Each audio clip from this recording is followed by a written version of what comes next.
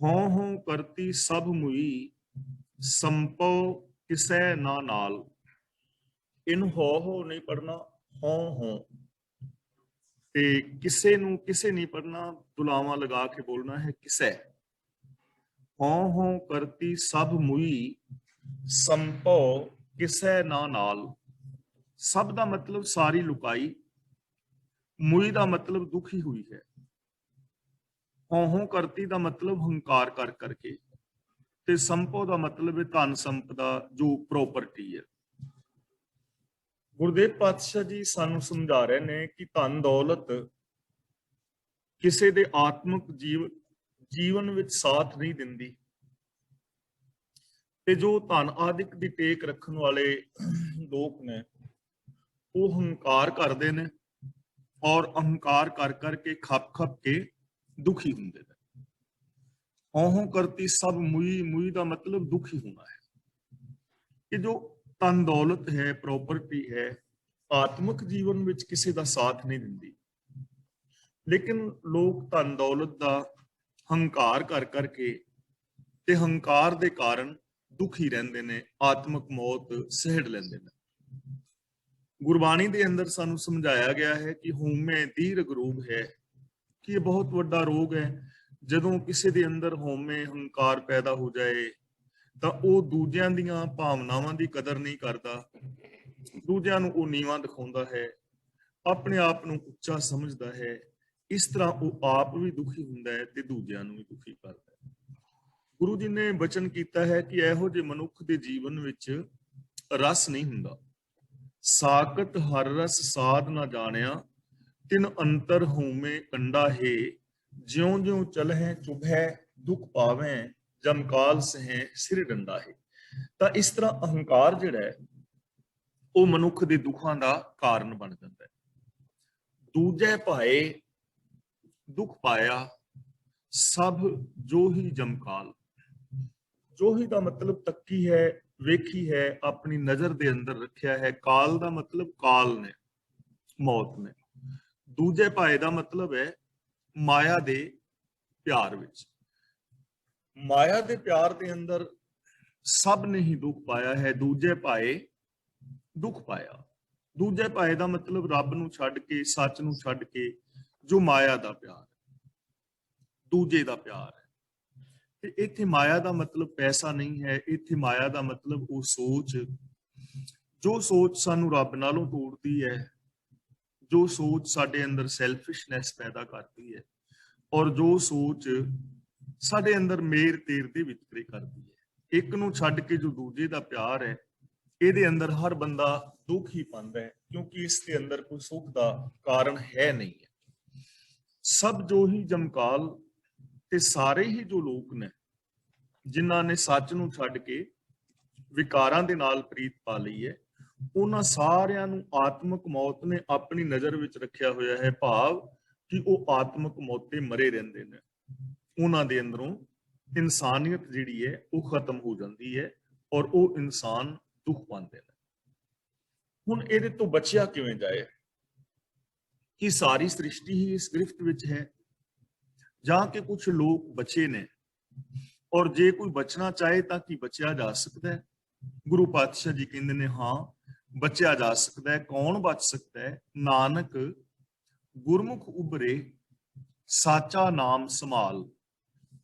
ਸਾਚਾ ਨਾਮ ਸੰਭਾਲ ਦਾ ਮਤਲਬ ਸਾਂਭ ਕੇ, ਨਾਮ ਦਾ ਮਤਲਬ ਹੁਕਮ, ਸਾਚਾ ਦਾ ਮਤਲਬ ਸੱਚਾ, ਗੁਰਮੁਖ ਦਾ ਮਤਲਬ ਗੁਰੂ ਦੀ ਸ਼ਰਨ ਪੈਣ ਵਾਲੇ, ਗੁਰੂ ਦੇ ਜੋ ਸਨਮੁਖ ਰਹਿਣ ਵਾਲੇ ਨੇ।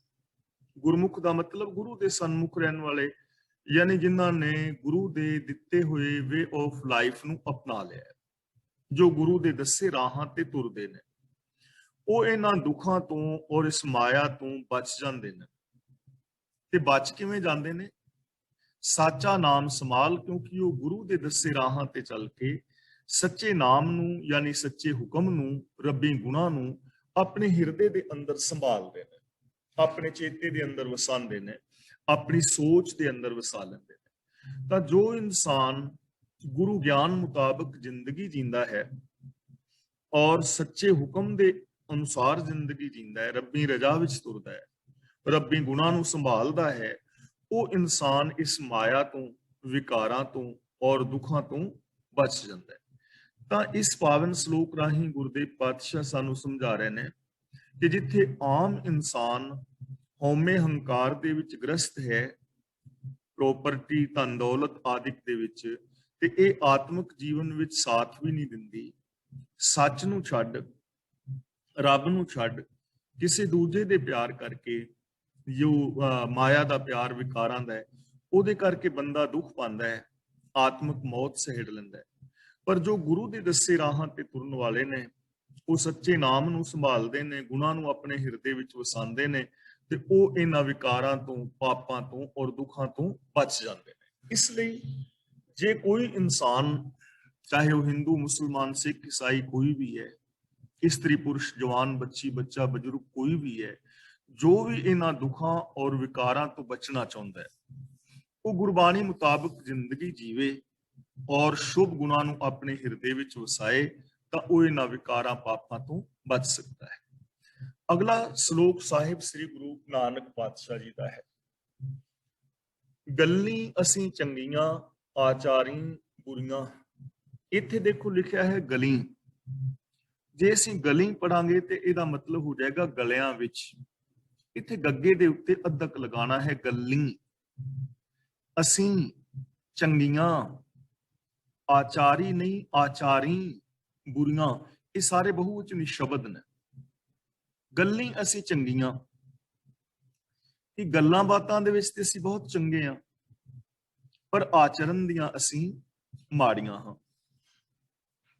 ਆਮ ਇਹ ਗੱਲ ਪ੍ਰਚਲਿਤ ਹੈ ਕਿ ਜਦ ਗੁਰੂ ਨਾਨਕ ਦੇਵ ਜੀ ਕਾਮਰੂਪ ਗਏ ਤਾਂ ਉੱਥੇ ਔਰਤਾਂ ਜੰਤਰ ਮੰਤਰ ਦੀਆਂ ਸਾਧਨਾ ਜਾਂ ਨਾਟਕ ਚੀਟਕ ਕਰਦੀਆਂ ਸਨ।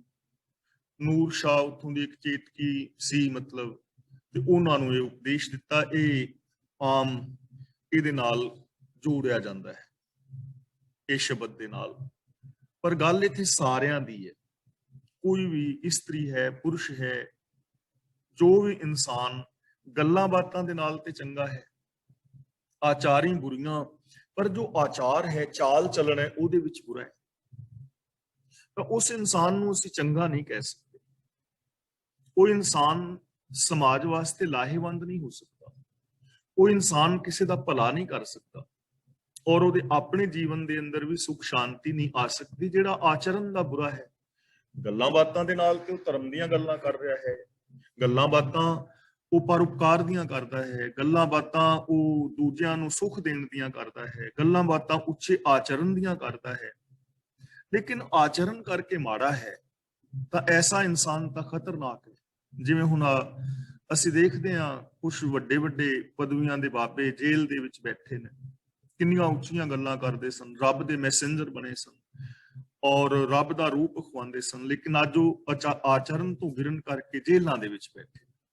ਤਾਂ ਇੱਥੇ ਸਰਬ ਸਾਂਝੀ ਗੱਲ ਹੈ ਕਿ ਜੋ ਗੱਲਾਂ ਕਰਕੇ ਚੰਗਾ ਹੈ, ਗੱਲਾਂ ਚੰਗੀਆਂ ਕਰਦਾ ਹੈ, ਪਰ ਆਚਰਨ ਦਾ ਨੀਵਾਂ ਹੈ, ਉਹਦੀ ਸੋਚ ਮਾੜੀ ਹੈ, ਮੈਂਟੈਲਿਟੀ ਮਾੜੀ ਹੈ। ਮਨੋਂ ਕੁਸੁੱਧਾਂ ਕਾਲੀਆਂ, ਬਾਹਰ ਚਿੱਟੀਆਂ। ਮਨੋਂ ਦਾ ਮਤਲਬ ਮਨ ਤੋਂ, ਕੁਸੁੱਧਾਂ ਦਾ ਮਤਲਬ ਹੁੰਦਾ ਹੈ ਖੋਟੀਆਂ। ਅਸੀਂ ਮਨੋਂ ਖੋਟੀਆਂ ਹਾਂ, ਮਨ ਦੀਆਂ ਕਾਲੀਆਂ ਹਾਂ, ਪਰ ਬਾਹਰੋਂ ਸਾਫ਼ ਸੁਥਰੀਆਂ ਹਾਂ। ਤੇ ਆਮ ਬੰਦੇ ਦੀ ਗੱਲ ਹੈ, ਬਹੁ ਗਿਣਤੀ ਜੋ ਮਨ ਦੇ ਖੋਟੇ ਨੇ, ਮਨ ਦੇ ਕਾਲੇ ਨੇ, ਨੀਅਤ ਮਾੜੀ ਹੈ, ਲੇਕਿਨ ਬਾਹਰੋਂ ਲਿਸ਼ਕੇ ਪੁਸ਼ਕੇ ਨੇ, ਬਾਹਰੋਂ ਚੋਲੇ ਬੜੇ ਚਿੱਟੇ ਨੇ, ਗੜਵੇ ਮਾਂਜੇ ਹੋਏ ਨੇ, ਗਲ ਵਿੱਚ ਮਾਲਾਂ ਪਾਈਆਂ ਹੋਈਆਂ ਨੇ, ਮੱਥੇ ਤੇ ਤਿਲਕ ਲਾਏ ਹੋਏ ਨੇ, ਪੈਰਾਂ ਵਿੱਚ ਖੜਾਵਾਂ ਨੇ, ਬਾਹਰ ਦਾ ਭੇਖ ਬਹੁਤ ਵਧੀਆ ਹੈ, ਕਿਸੇ ਦਾ ਜੋਗੀਆ ਹੈ, ਕਿਸੇ ਦਾ ਪੀਲਾ ਹੈ, ਨੀਲਾ ਹੈ, ਚਿੱਟਾ ਹੈ, ਕਿੰਨੇ ਸਾਰੇ ਵੇਸ਼ ਬਣਾ ਕੇ ਲੋਕ ਫਿਰਦੇ ਨੇ। ਧਾਰਮਿਕ ਪਹਿਨਾਵੇ ਆਪੋ ਆਪਣੇ ਧਰਮ ਮੁਤਾਬਕ, ਜਿਵੇਂ ਕਿਸੇ ਦਾ ਧਾਰਮਿਕ ਪਹਿਨਾਵਾ ਹੈ ਉਵੇਂ ਉਹਨੇ ਪਹਿਨਿਆ ਹੋਇਆ ਹੈ। ਬਾਹਰੋਂ ਤਾਂ ਧਾਰਮਿਕ ਪਹਿਨਾਵਾ ਹੈ, ਪਰ ਮਨ ਦਾ ਕਾਲਾ ਹੈ, ਮਨ ਦੇ ਅੰਦਰ ਖੋਟ ਹੈ, ਤਾਂ ਉਸ ਪੁਰਸ਼ ਦਾ ਕੋਈ ਫਾਇਦਾ ਨਹੀਂ ਹੈ, ਉਹ ਧੋਖੇਬਾਜ਼ ਹੈ, ਉਹਨੂੰ ਅਸੀਂ ਠੱਗ ਹੀ ਕਹਿ ਸਕਦੇ ਹਾਂ। ਗੁਰਬਾਣੀ ਦੇ ਅੰਦਰ ਐਸੇ ਲੋਕਾਂ ਲਈ ਸ਼ਬਦ ਠੱਗ ਵਰਤਿਆ ਹੈ। ਕੋਈ ਹਰ ਕੇ ਸੰਤ ਨਾ ਆਖੀਐ, ਬਾਨਾਰਸ ਕੇ ਠੱਗ। ਉਹਨਾਂ ਨੂੰ ਰੱਬ ਦੇ ਪਿਆਰੇ ਨਹੀਂ ਕਿਹਾ ਜਾ ਸਕਦਾ, ਉਹ ਠੱਗ ਨੇ। ਤਾਂ ਮਨੋਂ ਕੁਸੁੱਧਾਂ ਕਾਲੀਆਂ, ਬਾਹਰ ਚਿੱਟਵੀਆਂ। ਰੀਸਾਂ ਕਰਹਿ ਤਿਨਾੜੀਆਂ ਜੋ ਸੇਵੈ ਦਰ ਖੜੀਆਂ। ਤਿਨਾੜੀਆਂ ਦਾ ਮਤਲਬ ਉਹਨਾਂ ਦੀਆਂ, ਸੇਵੈ ਦਰ ਜੋ ਬੂਹਾ ਮੱਲੀ ਬੈਠੀਆਂ ਨੇ, ਖੜੀਆਂ ਦਾ ਮਤਲਬ ਸਾਵਧਾਨ। ਤੇ ਰੀਸਾਂ ਅਸੀਂ ਉਹਨਾਂ ਦੀਆਂ ਕਰਦੇ ਆ ਜੋ ਸਾਵਧਾਨ ਹੋ ਕੇ, ਸੁਚੇਤ ਹੋ ਕੇ ਮਾਲਕ ਪ੍ਰਭੂ ਦੀ ਸੇਵਾ ਵਿੱਚ ਹਾਜ਼ਰ ਨੇ, ਰੱਬੀ ਰਜ਼ਾ ਦੇ ਵਿੱਚ ਤੁਰ ਰਹੇ ਨੇ। ਰੀਸਾਂ ਉਹਨਾਂ ਦੀਆਂ ਕਰਦੇ ਆ, ਯਾਨੀ ਬਾਹਰੀ ਭੇਸ਼ ਹੈ, ਗੱਲਾਂ ਬਹੁਤ ਚੰਗੀਆਂ ਕਰ ਰਹੇ ਆ, ਲੇਕਿਨ ਮਨ ਦੇ ਖੋਟੇ ਆ, ਮਨ ਦੇ ਅੰਦਰ ਕਾਲਖ ਹੈ, ਮਨ ਦੇ ਅੰਦਰ ਵਿਕਾਰ ਹੈ, ਬਾਹਰੋਂ ਅਸੀਂ ਲਿਸ਼ਕੇ ਪੁਸ਼ਕੇ ਆ। ਲੇਕਿਨ ਅਸੀਂ ਰੀਸਾਂ ਉਹਨਾਂ ਦੀਆਂ ਕਰਦੇ ਆ ਜੋ ਰੱਬੀ ਰਜ਼ਾ ਦੇ ਅੰਦਰ ਤੁਰ ਰਹੇ ਨੇ, ਕਿ ਸਾਨੂੰ ਸੁੱਖ ਉਹ ਮਿਲੇ, ਮਾਨ ਸਾਨੂੰ ਉਹਨਾਂ ਵਾਲਾ ਮਿਲੇ ਜਿਹੜਾ ਮਾਨ ਰੱਬੀ ਪਿਆਰਿਆਂ ਨੂੰ ਮਿਲਦਾ ਹੈ। ਜਿਵੇਂ ਹੁਣ ਭਾਈ ਮਤੀ ਦਾਸ, ਭਾਈ ਸਤੀ ਦਾਸ, ਭਾਈ ਦਿਆਲਾ ਜੀ ਨੇ, ਜਾਂ ਹੋਰ ਸਿੰਘ ਜਿਨ੍ਹਾਂ ਵਾਸਤੇ ਰੋਜ਼ ਅਸੀਂ ਅਰਦਾਸ ਕਰਦੇ ਆ ਕਿ ਜਿਨ੍ਹਾਂ ਸਿੰਘਾਂ ਸਿੰਘਣੀਆਂ ਧਰਮ ਹਿੱਤ ਸ਼ੀਸ ਦਿੱਤੇ। ਹੁਣ ਜੇ ਅਸੀਂ ਕਹੀਏ ਕਿ ਸਾਨੂੰ ਮਾਣ ਉਹਨਾਂ ਵਾਲਾ ਮਿਲੇ ਕਿਉਂਕਿ ਅਸੀਂ ਕੱਪੜੇ ਉਹਨਾਂ ਵਰਗੇ ਪਾਏ, ਅਸੀਂ ਗੱਲਾਂ ਬੜੀਆਂ ਚੰਗੀਆਂ ਕਰਦੇ ਆ, ਤੇ ਆਚਰਨ ਹੋਵੇ ਮਾੜਾ, ਤੇ ਰੀਸਾਂ ਕਰੀਏ ਕਿ ਸਾਨੂੰ ਮਾਣ ਉਹ ਮਿਲੇ, ਐਵੇਂ ਕਦੇ ਨਹੀਂ ਹੋ ਸਕਦਾ। ਜੇ ਅਸੀਂ ਚਾਹੁੰਦੇ ਆ ਕਿ ਸਾਨੂੰ ਸੰਸਾਰ ਵਿੱਚ ਮਾਣ ਮਿਲੇ, ਆਦਰ ਮਿਲੇ, ਪਿਆਰ ਮਿਲੇ, ਸੁੱਖ ਮਿਲੇ, ਗੁਰੂ ਦੀ ਰਹਿਮਤ ਬਖਸ਼ਿਸ਼ ਹੋਵੇ, ਤਾਂ ਸਾਨੂੰ ਅੰਦਰੋਂ ਬਾਹਰੋਂ ਇੱਕ ਹੋਣਾ ਚਾਹੀਦਾ ਹੈ। ਇੱਥੇ ਸਾਨੂੰ ਸਮਝਾਇਆ ਜਾ ਰਿਹਾ ਕਿ ਭਾਈ ਜੋ ਅੰਦਰੋਂ ਹੋਰ ਤੇ ਬਾਹਰੋਂ ਹੋਰ ਹੈ, ਉਹ ਮਾਨ ਸਤਿਕਾਰ ਨਹੀਂ ਮਿਲਦਾ।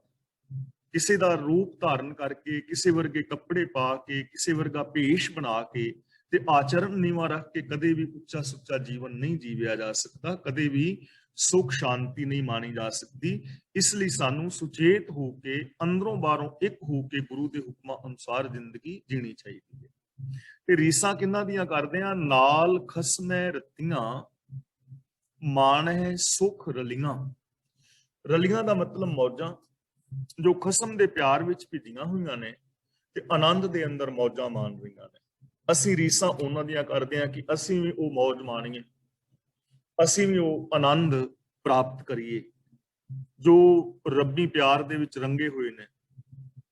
ਜਿਵੇਂ ਬਾਣੀਕਾਰ ਨੇ, ਗੁਰੂ ਸਾਹਿਬਾਨ ਨੇ, ਭਗਤ ਜਨ ਨੇ, ਭੱਟ ਜਨ ਨੇ, ਗੁਰਸਿੱਖ ਨੇ, ਕਿ ਜਿਹੜੇ ਉਹਦੇ ਰੰਗ ਦੇ ਵਿੱਚ ਰੰਗੇ ਗਏ ਨੇ, ਜੋ ਰੱਬ ਦੇ ਨਾਲ ਮਿਲ ਕੇ ਰੱਬ ਵਰਗੇ ਹੀ ਹੋ ਗਏ ਨੇ ਤੇ ਸੁੱਖ ਆਨੰਦ ਮਾਣ ਰਹੇ ਨੇ ਮਿਲਾਪ ਦਾ, ਤਾਂ ਅਸੀਂ ਰੀਸਾਂ ਉਹਨਾਂ ਦੀਆਂ ਕਰਦੇ ਆ ਕਿ ਸਾਨੂੰ ਗੱਲਾਂ ਬਾਤੀ ਹੀ ਉਹ ਸੁੱਖ ਮਿਲ ਜਾਏ, ਭਗਤ ਰਵਿਦਾਸ ਵਾਲਾ ਸੁੱਖ ਮਿਲ ਜਾਏ, ਭਗਤ ਕਬੀਰ ਵਾਲਾ ਆਨੰਦ ਮਿਲ ਜਾਏ। ਤਾਂ ਗੱਲਾਂ ਨਾਲ ਤਾਂ ਨਹੀਂ ਨਾ ਮਿਲਣਾ। ਜਿਵੇਂ ਆਮ ਅਸੀਂ ਕਹਿੰਦੇ ਆ ਵੀ ਗੱਲਾਂ ਨਾਲ ਕੜਾ ਥੋੜੀ ਦਾ, ਗੱਲਾਂ ਦੇ ਨਾਲ ਅਸੀਂ ਐਸਾ ਸੁੱਖ ਮੰਨਣਾ ਚਾਹੁੰਦੇ ਆ। ਰੀਸ ਕਿਹਨਾਂ ਦੀ ਕਰ ਰਹੇ ਆ? ਹੁੰਦੇ ਤਾਣ ਨਿਤਾਣੀਆਂ ਰਹਿ ਨਿਮਾਨਣੀਆਂ। ਅਸੀਂ ਸੁੱਖ ਉਹ ਚਾਹੁੰਦੇ ਆ, ਮਾਣ ਉਹ ਚਾਹੁੰਦੇ ਆ ਕਿ ਜੋ ਤਾਣ ਹੁੰਦਿਆਂ ਵੀ ਨਿਰਮਾਣ ਰਹਿੰਦੀਆਂ ਨੇ, ਤਾਣ ਹੁੰਦਿਆਂ ਵੀ ਜੋ ਨਿਤਾਣੇ ਨੇ। ਹੁਣ ਤਾਣ ਹੁੰਦਿਆਂ ਨਿਤਾਣੇ ਕੌਣ ਨੇ? ਆਪਾਂ ਕੱਲ ਪਰਸੋਂ ਵੀ ਇਹ ਵਿਚਾਰ ਕੀਤੀ ਸੀ ਬਾਬਾ ਫਰੀਦ ਜੀ ਦੇ ਸ਼ਲੋਕਾਂ ਵਿੱਚ ਵੀ, ਕਿ ਬਲ ਹੈ ਬੰਦੇ ਦੇ ਅੰਦਰ, ਤਾਕਤ ਹੈ, ਲੇਕਿਨ ਉਹ ਤਾਕਤ ਦਾ ਮਿਸਯੂਜ ਨਹੀਂ ਕਰਦਾ। ਉਹ ਰੱਬ ਦਾ ਪਿਆਰਾ ਅਖਵਾਨ ਦਾ ਹੱਕਦਾਰ ਹੈ।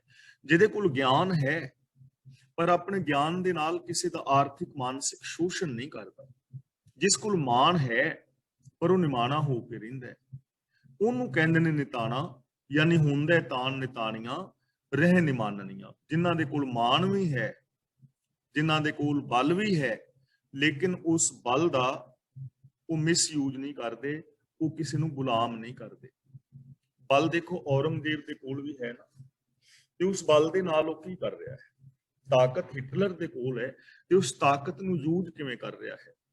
ਅੱਜ ਵੀ ਅਸੀਂ ਦੇਖਦੇ ਹਾਂ ਸਰਕਾਰਾਂ ਦੇ ਕੋਲ ਤਾਕਤ ਹੈ ਤਾਂ ਕਿਵੇਂ ਉਹ ਮਿਸਯੂਜ਼ ਕਰ ਰਹੀਆਂ ਨੇ। ਅੱਜ ਵੀ ਕਈ ਵਾਰ ਜਿਹੜੇ ਤਗੜੇ ਬੰਦੇ ਨੇ ਉਹ ਤਾਕਤ ਨੂੰ ਮਿਸਯੂਜ਼ ਕਰਦੇ ਨੇ, ਗਰੀਬ ਨੂੰ ਤੰਗ ਕਰਦੇ ਨੇ, ਮਾੜੇ ਨੂੰ ਦਬਾਇਆ ਜਾਂਦਾ ਹੈ, ਬਹੁ ਗਿਣਤੀ ਘੱਟ ਗਿਣਤੀਆਂ ਨੂੰ ਦਬਾਉਂਦੀਆਂ ਨੇ, ਤੇ ਰੀਸਾਂ ਉਹਨਾਂ ਦੀਆਂ ਕਰਨੀਆਂ ਜੋ ਨਿਮਾਣੇ ਰਹਿੰਦੇ। ਤਾਂ ਗੁਰੂ ਸਾਹਿਬ ਜੀ ਕਹਿੰਦੇ ਨੇ ਭਾਈ ਐਵੇਂ ਨਹੀਂ ਗੱਲਾਂ ਦੇ ਨਾਲ ਬਾਤ ਬੰਨੀ ਕਿ ਬਾਹਰੀ ਭੇਸ਼ ਬਣਾ ਲੈਣੇ, ਚੰਗੇ ਪੁਸ਼ਾਕੇ ਪਾ ਲੈਣੇ, ਗੱਲਾਂ ਚੰਗੀਆਂ ਕਰਨੀਆਂ, ਲੇਕਿਨ ਆਚਰਨ ਦੇ ਮਾੜੇ ਹੋਣਾ, ਵਿਹਾਰ ਦੇ ਮਾੜੇ ਹੋਣਾ, ਤੇ ਰੀਸਾਂ ਉਹਨਾਂ ਦੀਆਂ ਕਰਨੀਆਂ ਜੋ ਤਾਕਤ ਦੇ ਹੁੰਦਿਆਂ ਹੋਇਆਂ ਵੀ ਨਿਮਾਣੇ ਰਹਿੰਦੇ ਨੇ, ਕਿਸੇ ਉੱਤੇ ਅਤਿਆਚਾਰ ਨਹੀਂ ਕਰਦੇ। ਨਾਨਕ ਜਨਮ ਸਕਾਰਥਾ ਜੇ ਤਿਨ ਕੈ ਸੰਗ ਮਿਲਾ। ਜਨਮ ਸਕਾਰਥਾ ਦਾ ਮਤਲਬ, ਸਕਾਰਥਾ ਦਾ ਮਤਲਬ ਸਫਲ। ਇੱਥੇ ਸਕਾਰਥਾ ਤੇ ਬਿੰਦੀ ਨਹੀਂ ਲਗਾਣੀ, ਸਕਾਰਥਾ ਨਹੀਂ ਪੜਨਾ, ਸਕਾਰਥਾ ਬਿਨਾ ਬਿੰਦੀ ਤੋਂ, ਸਫਲ। ਸਾਡਾ ਜਨਮ ਤਾਂ ਸਫਲ ਹੋ ਸਕਦਾ ਹੈ ਜੇ ਤਿਨ ਕੈ ਸੰਗ ਮਿਲਾਂ, ਜੇ ਅਸੀਂ ਉਹਨਾਂ ਦੀ ਸੰਗਤ ਵਿੱਚ ਮਿਲ ਜਾਈਏ। ਸਾਡਾ ਵੀ ਜੀਵਨ ਸਫਲ ਹੋ ਸਕਦਾ ਹੈ, ਪੋਸੀਬਿਲਿਟੀ ਹੈ, ਸੰਭਾਵਨਾ ਹੈ, ਜੇ ਅਸੀਂ ਵੀ ਉਹਨਾਂ ਦੀ ਸੰਗਤ ਵਿੱਚ ਮਿਲ ਜਾਈਏ। ਜੇ ਅਸੀਂ ਵੀ ਮਾਣ ਹੁੰਦਿਆਂ ਨਿਮਾਣੇ ਹੋਈਏ, ਤਾਣ ਹੁੰਦਿਆਂ ਨੇ ਤਾਣੇ ਹੋਈਏ, ਮੱਤ ਦੇ ਹੁੰਦਿਆਂ ਮੱਤ ਦਾ ਮਿਸਯੂਜ ਨਾ ਕਰੀਏ, ਅਸੀਂ ਜੇ ਕਥਨੀ ਕਰਨੀ ਦੇ ਪੂਰੇ ਹੋ ਜਾਈਏ, ਤਾਂ ਗੁਰੂ ਜੀ ਕਹਿੰਦੇ ਨੇ ਸਾਡਾ ਜਨਮ ਸਫਲ ਹੋ ਸਕਦਾ ਹੈ। ਤਾਂ ਇੱਥੇ ਸਾਨੂੰ ਇੱਕ ਤਾਂ ਵਰਜਿਆ ਜਾ ਰਿਹਾ ਹੈ ਕਿ ਅੰਦਰੋਂ ਬਾਹਰੋਂ ਅਲੱਗ-ਅਲੱਗ ਨਹੀਂ ਹੋਣਾ, ਕਥਨੀ ਔਰ ਕਰਨੀ ਦੇ ਪੂਰੇ ਹੋਣਾ ਹੈ। ਕਥਨੀ ਕਰਨੀ ਦੇ ਪੂਰੇ ਹੋਣਾ ਹੈ, ਆਚਰਨ ਦੇ ਉੱਚੇ ਸੁੱਚੇ ਹੋਣਾ ਹੈ, ਆਪਣਾ ਉੱਚਾ ਸੁੱਚਾ ਆਦਰਸ਼ ਮਿਥਣਾ ਹੈ, ਉਹਦੇ ਵਾਸਤੇ ਕਰਮ ਕਰਨਾ ਹੈ। ਤੇ ਜਿਹੜੇ ਇਹਨਾਂ ਰਾਹਾਂ ਤੇ ਚੱਲ ਰਹੇ ਨੇ ਉਹਨਾਂ ਦੀ ਸੰਗਤ ਕਰਨੀ ਹੈ, ਬਾਹਰੋਂ ਰੀਸ ਨਹੀਂ ਕਰਨੀ ਕਿ ਬਨਾਵਟ ਦੇ ਨਾਲ ਸਾਨੂੰ ਮਾਣ ਮਿਲੇ ਨਾ। ਉਹਨਾਂ ਵਰਗੀ ਜ਼ਿੰਦਗੀ ਜੀਣੀ ਹੈ, ਉਹਨਾਂ ਦੀ ਸੰਗਤ ਵਿੱਚ ਮਿਲ ਕੇ ਉਹਨਾਂ ਵਰਗੇ ਹੋਣ ਦਾ ਯਤਨ ਜੇ ਅਸੀਂ ਕਰੀਏ ਤਾਂ ਸਾਡੀ ਜ਼ਿੰਦਗੀ ਵੀ ਸਫਲ ਹੋ ਸਕਦੀ ਹੈ। ਤੂੰ ਆਪੇ ਜਲ ਮੀਨਾ ਹੈ ਆਪੇ, ਆਪੇ ਹੀ ਆਪ ਜਾਲ। ਇੱਥੇ ਹੁਣ ਗੁਰੂ ਸਾਹਿਬ ਜੀ ਪ੍ਰਭੂ ਦੀ ਸਰਬ ਵਿਆਪਕਤਾ ਦਰਸਾ ਰਹੇ ਹਨ ਕਿ हे ਪ੍ਰਭੂ, ਤੂੰ ਆਪ ਹੀ ਮੱਛੀ ਦਾ ਜੀਵਨ ਰੂਪ ਹੈ। ਆਪੇ ਜਲ, ਮੀਨਾ ਹੈ ਆਪੇ, ਮੀਨਾ ਦਾ ਮਤਲਬ ਮੀਨ, ਮੱਛੀ ਵੀ ਤੂੰ ਆਪ ਹੀ ਹੈ। ਆਪੇ ਹੀ ਆਪ ਜਾਲ, ਤੇ ਤੂੰ ਜਾਲ ਵੀ ਆਪ ਹੀ, ਜਾਲ ਪਾਉਣ ਵਾਲੇ ਦੇ ਵਿੱਚ ਵੀ ਤੂੰ ਆਪ ਹੈ, ਜਾਲ ਵੀ ਤੂੰ ਆਪ ਹੈ। ਤੂੰ ਮੱਛੀ ਦਾ ਜੀਵਨ ਰੂਪ ਜਲ ਵੀ ਹੈ ਔਰ ਮੱਛੀ ਵੀ ਤੂੰ ਆਪ ਹੀ ਹੈ, ਯਾਨੀ ਤੂੰ ਸਰਬ ਵਿਆਪਕ ਹੈ। ਇਹ ਸਭ ਕੁਝ ਤੇਰੀ ਸੱਤਿਆ ਕਰਕੇ ਹੈ। ਜੇ ਤੇਰੀ ਸੱਤਿਆ ਨਾ ਹੋਵੇ ਤਾਂ ਇਹ ਸਭ ਕੁਝ ਹੋ ਨਹੀਂ ਸਕਦਾ। ਤੂੰ ਆਪੇ ਜਾਲ ਵਤਾਏਂਦਾ, ਇੱਥੇ ਬਿੰਦੀ ਲਾ ਕੇ ਪੜਾਂਗੇ, ਵਤਾਏ ਦਾ ਨਹੀਂ, ਵਤਾਏਂਦਾ। ਤੂੰ ਆਪੇ ਜਾਲ ਵਤਾਏਂਦਾ, ਆਪੇ ਵਿੱਚ ਸੇਬਾਲ। ਵਤਾਏਂਦਾ ਦਾ ਮਤਲਬ ਵਿਛਾਂਦਾ ਹੈ ਤੇ ਸੇਬਾਲ ਦਾ ਮਤਲਬ ਹੈ ਸ਼ੇਵਾਲ, ਪਾਣੀ ਦੇ ਅੰਦਰ ਹਰੇ ਰੰਗ ਦਾ ਜਾਲਾ, ਜਿਹਨੂੰ ਆਮ ਕਰਕੇ ਕਾਈ ਵੀ ਕਹਿੰਦੇ ਨੇ। ਤੂੰ ਆਪ ਹੀ ਜਾਲ ਵਿਛਾਂਦਾ ਹੈ ਤੇ ਤੂੰ ਆਪ ਹੀ ਜਲ ਦੇ ਅੰਦਰ ਜਾਲਾ ਰੂਪ ਹੈ, ਕਿਉਂਕਿ ਤੂੰ ਸਰਬ ਵਿਆਪਕ ਹੈ, ਸਰਬ ਵਿਆਪਕ ਹੈ ਔਰ ਆਪ ਹੀ ਜਾਲ ਹੈ, ਆਪ ਹੀ ਜਾਲਾ ਹੈ, ਆਪ ਹੀ ਜਾਲ ਵਤਾਨ ਵਾਲਾ ਹੈ। ਆਵਾਜ਼ ਆ ਰਹੀ ਹੈ, ਮਿਊਟ ਹੋ ਜਾਓ, ਜਾਂ ਗੁਰਚਰਨ ਸਿੰਘ ਵੀਰ ਜੀ ਤੁਸੀਂ ਮਿਊਟ ਕਰ ਦਿਓ। ਤੂੰ ਆਪੇ ਜਾਲ ਵਤਾਏਂਦਾ, ਆਪੇ ਵਿੱਚ ਸੇਬਾਲ, ਕਿ ਤੂੰ ਆਪ ਹੀ ਜਾਲ ਵਿਛਾਂਦਾ ਹੈ ਔਰ ਆਪ ਹੀ ਜਲ ਦੇ ਅੰਦਰ ਤੂੰ ਜਾਲਾ ਹੈ। ਇੱਥੇ ਗੁਰੂ ਸਾਹਿਬ ਜੀ ਸਾਨੂੰ ਪ੍ਰਭੂ ਦੀ ਸਰਬ ਵਿਆਪਕਤਾ ਦਰਸਾ ਰਹੇ ਨੇ। ਤੂੰ ਆਪੇ ਕਮਲ ਅਲਿਪਤ ਹੈ, ਸੈ ਹੱਥਾਂ ਵਿੱਚ ਗੁਲਾਲ। ਇਹਨੂੰ ਹੱਥਾਂ ਨਹੀਂ ਪੜਨਾ, ਹੱਥਾਂ, ਇਹਨੂੰ ਅਲੀ ਪਤ ਨਹੀਂ ਪੜਨਾ, ਅਲਿਪਤ ਕੱਥਾ ਬੋਲਣਾ ਹੈ। ਤੂੰ ਆਪੇ ਕਮਲ ਅਲਿਪਤ ਹੈ, ਸੈ ਹੱਥਾਂ ਵਿੱਚ ਗੁਲਾਲ। ਅਲਿਪਤ ਦਾ ਮਤਲਬ ਨਿਰਾਲਾ, ਨਿਰਲੇਪ। ਸੈ ਹੱਥਾਂ ਦਾ ਮਤਲਬ ਸੈਂਕੜੇ ਹੱਥ ਡੂੰਘੇ ਪਾਣੀ ਵਿੱਚ। ਇੱਥੇ ਸੈ ਹੱਥਾਂ ਦਾ ਮਤਲਬ ਸੈਂਕੜੇ ਹੱਥਾਂ ਵਿੱਚ ਨਹੀਂ ਹੈ, ਸੈ ਹੱਥਾਂ ਦਾ ਮਤਲਬ ਸੈਂਕੜੇ ਹੱਥ ਡੂੰਘੇ ਪਾਣੀ ਦੇ ਅੰਦਰ। ਗੁਲਾਲ ਦਾ ਮਤਲਬ ਸੋਹਣੇ ਰੰਗ ਵਾਲਾ, ਸੁੰਦਰ। ਤੂੰ ਆਪ ਹੀ ਸੈਂਕੜੇ ਹੱਥ ਡੂੰਘੇ ਜਲ ਵਿੱਚ ਸੁੰਦਰ ਨਿਰਲੇਪ ਕਮਲ ਹੈ। ਜਿਵੇਂ ਅਸੀਂ ਵੇਖਦੇ ਹਾਂ ਕਿ ਪਾਣੀ ਕਿੰਨਾ ਡੂੰਘਾ ਹੁੰਦਾ ਹੈ ਤੇ ਉਸ ਡੂੰਘੇ ਪਾਣੀ ਦੇ ਅੰਦਰ ਰਹਿੰਦਾ ਹੋਇਆ ਕਮਲ ਉਸ ਪਾਣੀ ਦੇ ਅੰਦਰ ਡੁੱਬਦਾ ਨਹੀਂ। ਲਹਿਰਾਂ ਆਉਂਦੀਆਂ ਨੇ, ਲਹਿਰਾਂ ਪਛਾੜੇ ਮਾਰਦੀਆਂ ਨੇ, ਲੇਕਿਨ ਕਮਲ ਦਾ ਫੁੱਲ ਇੱਕ ਤਾਂ ਪਾਣੀ ਵਿੱਚ ਡੁੱਬਦਾ ਨਹੀਂ ਔਰ ਇੱਕ ਮੁਰਝਾਉਂਦਾ ਨਹੀਂ, ਖਿੜਿਆ ਰਹਿੰਦਾ ਹੈ। ਤਾਂ ਇਹ ਮਾਲਕ, ਤੂੰ ਆਪ ਹੀ ਕਮਲ ਰੂਪ ਹੈ। ਤੂੰ ਆਪੇ ਮੁਕਤ ਕਰਾਏਂਦਾ, ਇੱਕ ਨਿਮਕ ਘੜੀ ਕਰ ਖਿਆਲ। ਇਹਨੂੰ ਕਿਰਾਏ ਦਾ ਨਹੀਂ ਪੜਨਾ, ਕਰਾਏਂਦਾ। ਤੂੰ ਆਪੇ ਮੁਕਤ ਕਰਾਏਂਦਾ, ਇੱਕ ਨਿਮਕ ਘੜੀ ਕਰ ਖਿਆਲ। ਇੱਕ ਨਿਮਕ ਘੜੀ ਕਰ ਖਿਆਲ, ਨਿਮਕ ਦਾ ਮਤਲਬ ਅੱਖ ਝਮਕਣ ਜਿੰਨਾ ਸਮਾਂ। ਜੋ ਜੀਵ ਪਲ ਮਾਤਰ ਵਾਸਤੇ ਤੇਰਾ ਧਿਆਨ ਧਰਦਾ ਹੈ, ਜੋ ਤੇਰੇ ਨਾਲ ਜੁੜਦਾ ਹੈ, ਤੂੰ ਆਪ ਹੀ ਉਹਨੂੰ ਮੁਕਤ ਕਰਾ ਦਿੰਦਾ ਹੈ। ਜਿਹੜਾ ਸੱਚ ਦੇ ਨਾਲ ਜੁੜ ਜਾਂਦਾ ਹੈ ਤੂੰ ਆਪ ਹੀ ਉਹਨੂੰ ਵਿਕਾਰਾਂ ਤੋਂ ਮੁਕਤ ਕਰਾ ਦਿੰਦਾ ਹੈ। ਔਰ ਦੇਖੋ ਮੁਕਤੀ ਜਿਹੜੀ ਹੈ ਉਹ ਇੱਕ ਪਲ ਵਿੱਚ ਹੀ ਮਿਲ ਜਾਏਗੀ। ਮੁਕਤੀ ਵਾਸਤੇ ਬਹੁਤਾ ਸਮਾਂ ਨਹੀਂ ਲੱਗੇਗਾ, ਜਦੋਂ ਵੀ ਲੱਗੇਗਾ ਇੱਕ ਪਲ ਹੀ ਲੱਗੇਗਾ। ਔਰ ਇੱਕ ਪਲ ਦੇ ਅੰਦਰ ਹੀ ਅਸੀਂ ਮੁਕਤ ਹੋ ਸਕਦੇ ਹਾਂ। ਕਿਵੇਂ ਹੋ ਸਕਦੇ ਹਾਂ? ਜੇ ਅਸੀਂ ਸੱਚ ਦੇ ਨਾਲ ਜੁੜ ਜਾਈਏ, ਸੱਚ ਦੇ ਨਾਲ, ਤਾਂ ਸਾਰੇ ਵਿਕਾਰ ਪਾਪ ਖਤਮ ਹੋ ਜਾਣਗੇ। ਕਿਉਂਕਿ ਹਰ ਵਿਕਾਰ ਦੀ ਜਿਹੜੀ ਜੜ ਹੈ ਨਾ, ਝੂਠ ਹੈ। ਸਾਨੂੰ ਕੋਈ ਵੀ ਵਿਕਾਰ ਕਮਾਉਣ ਵਾਸਤੇ ਝੂਠ ਬੋਲਣਾ ਪਵੇਗਾ। ਜਦੋਂ ਮਨ ਬਚਨ ਕਰਮ ਕਰਕੇ ਸੱਚ ਦੇ ਨਾਲ ਜੁੜਾਂਗੇ ਨਾ, ਤਾਂ ਰਿਸ਼ਵਤਖੋਰੀ, ਚੋਰ ਬਜ਼ਾਰੀ, 2 ਨੰਬਰ ਦੇ ਧੰਦੇ ਜਾਂ ਵਿਚਾਰ, ਇਹ ਸਾਰਾ ਕੁਝ ਆਟੋਮੈਟਿਕਲੀ ਖਤਮ ਹੋ ਜਾਏਗਾ। ਤਾਂ ਜੇ ਇੱਕ ਪਲ ਦੇ ਅੰਦਰ ਅਸੀਂ ਸੱਚ ਨਾਲ ਜੁੜ ਜਾਈਏ ਤਾਂ ਉਸੇ ਪਲ ਸਾਡੀ ਵਿਕਾਰਾਂ ਤੋਂ ਮੁਕਤੀ ਹੋ ਜਾਏਗੀ। ਜੇ ਅਸੀਂ ਹੁਣ ਫੈਸਲਾ ਲੈ ਲਈਏ ਇਸ ਪਲ ਕਿ ਅੱਜ ਤੋਂ ਲੈ ਕੇ ਗੁਰਬਾਣੀ ਮੁਤਾਬਕ ਜ਼ਿੰਦਗੀ ਜੀਣੀ ਹੈ, ਹੁਣ ਗੁਰਬਾਣੀ ਮੁਤਾਬਕ ਜੀਵਨ ਸ਼ੁਰੂ ਕਰ ਦਿਓ, ਹੁਣੇ ਮੁਕਤੀ ਹੋ ਜਾਏਗੀ, ਵਿਕਾਰਾਂ ਤੋਂ ਖੁਲਾਸੀ ਹੋ ਜਾਏਗੀ। ਜ਼ਰੂਰਤ ਤਾਂ ਖਿਆਲ ਕਰਨ ਦੀ ਹੈ, ਜ਼ਰੂਰਤ ਤਾਂ ਪ੍ਰਣ ਕਰਨ ਦੀ ਹੈ, ਵਾਅਦਾ ਕਰਨ ਦੀ ਹੈ, ਜ਼ਰੂਰਤ ਤਾਂ ਡਾਇਰੈਕਸ਼ਨ ਚੇਂਜ ਕਰਨ ਦੀ ਹੈ, ਜ਼ਰੂਰਤ ਤਾਂ ਨਜ਼ਰੀਆ ਕਰਨ ਦੀ ਹੈ ਚੇਂਜ, ਜ਼ਰੂਰਤ ਤਾਂ ਸੋਚ ਬਦਲਣ ਦੀ ਹੈ। ਇੱਕ ਪਲ ਦੇ ਅੰਦਰ ਹੀ ਮੁਕਤੀ ਸਾਨੂੰ ਮਿਲ ਸਕਦੀ ਹੈ ਵਿਕਾਰਾਂ ਤੋਂ, ਜੇ ਅਸੀਂ ਆਪਣੀ ਸੋਚ ਨੂੰ ਚੇਂਜ ਕਰ ਲਈਏ। ਤਾਂ ਇਹ ਮਾਲਕ ਜੀ, ਜੋ ਆਪ ਦੇ ਸ਼ੁਭ ਗੁਣਾਂ ਦੇ ਨਾਲ, ਆਪ ਦੀ ਰਜ਼ਾ ਪਾਣੇ ਨਾਲ, ਆਪ ਨਾਲ ਪ੍ਰੀਤ ਪਾਉਂਦਾ ਹੈ, ਉਹਨੂੰ ਤੁਸੀਂ ਵਿਕਾਰਾਂ ਦੇ ਵਿੱਚੋਂ ਇੱਕ ਪਲ ਵਿੱਚ ਹੀ ਮੁਕਤ ਕਰਾ ਦਿੰਦੇ ਹੋ। ਹਰ ਤੁਧੋਂ ਬਾਹਰ ਕਿਛ ਨਹੀਂ, ਗੁਰ ਸ਼ਬਦੀ ਵੇਖ ਨਿਹਾਲ। ਕਿ ਹੈ ਹਰੀ, ਤੇਰੇ ਤੋਂ ਪਰੇ ਕੁਛ ਵੀ ਨਹੀਂ ਹੈ। ਤੁਧੋਂ ਬਾਹਰ ਕਿਛ ਨਹੀਂ, ਤੇਰੇ ਤੋਂ ਬਾਹਰ ਕੁਛ ਵੀ ਨਹੀਂ ਹੈ। ਜੋ ਕੁਛ ਹੈ ਤੂੰ ਹੀ ਤੂੰ। ਜੇ ਅਸੀਂ ਕਹੀਏ ਕਿ ਰੱਬ ਤੋਂ ਅਲੱਗ ਵੀ ਕੁਛ ਹੈ, ਤਾਂ ਐਸਾ ਕੁਛ ਨਹੀਂ, ਉਹ ਸਾਡਾ ਇੱਕ ਭਰਮ ਹੋਏਗਾ। ਉਹ ਤੇ ਇੰਜ ਹੈ ਜਿਵੇਂ ਕੋਈ ਕਹੇ ਕਿ ਸੋਨੇ ਦੇ ਕੜੇ ਸੋਨੇ ਤੋਂ ਵੱਖਰੇ ਨੇ। ਉਹ ਤੇ ਕੋਈ ਇੰਜ ਹੈ ਜਿਵੇਂ ਕੋਈ ਕਹੇ ਕਿ ਸਮੁੰਦਰ ਦੀਆਂ ਲਹਿਰਾਂ ਦੀ ਹੋਂਦ ਸਮੁੰਦਰ ਤੋਂ ਬਿਨਾਂ ਵੀ ਹੈ। ਯਾਨੀ ਲਹਿਰਾਂ ਪਾਣੀ ਨਹੀਂ, ਲਹਿਰਾਂ ਕੁਛ ਹੋਰ ਨੇ ਤੇ ਪਾਣੀ ਕੁਛ ਹੋਰ ਹੈ, ਕੜੇ ਕੁਛ ਹੋਰ ਨੇ ਤੇ ਸੋਨਾ ਕੁਛ ਹੋਰ ਹੈ। ਉਹ ਤੇ ਐਵੇਂ ਹੀ ਹੋਏਗਾ, ਉਹ ਸਾਡਾ ਆਪਣਾ ਇੱਕ ਭਰਮ ਹੈ। ਤਾਂ ਇਹ ਮਾਲਕ, ਤੇਰੇ ਤੋਂ ਬਾਹਰ ਕੁਛ ਵੀ ਨਹੀਂ ਹੈ। ਪਰ ਇਹਦੀ ਸਮਝ ਕਿਵੇਂ ਆਏਗੀ ਕਿ ਤੇਰੇ ਤੋਂ ਬਿਨਾਂ ਕੁਛ ਵੀ ਨਹੀਂ? ਇਹਨੂੰ ਜਾਣੀਏ ਕਿਵੇਂ? ਗੁਰ ਸ਼ਬਦੀ ਵੇਖ ਨਿਹਾਲ।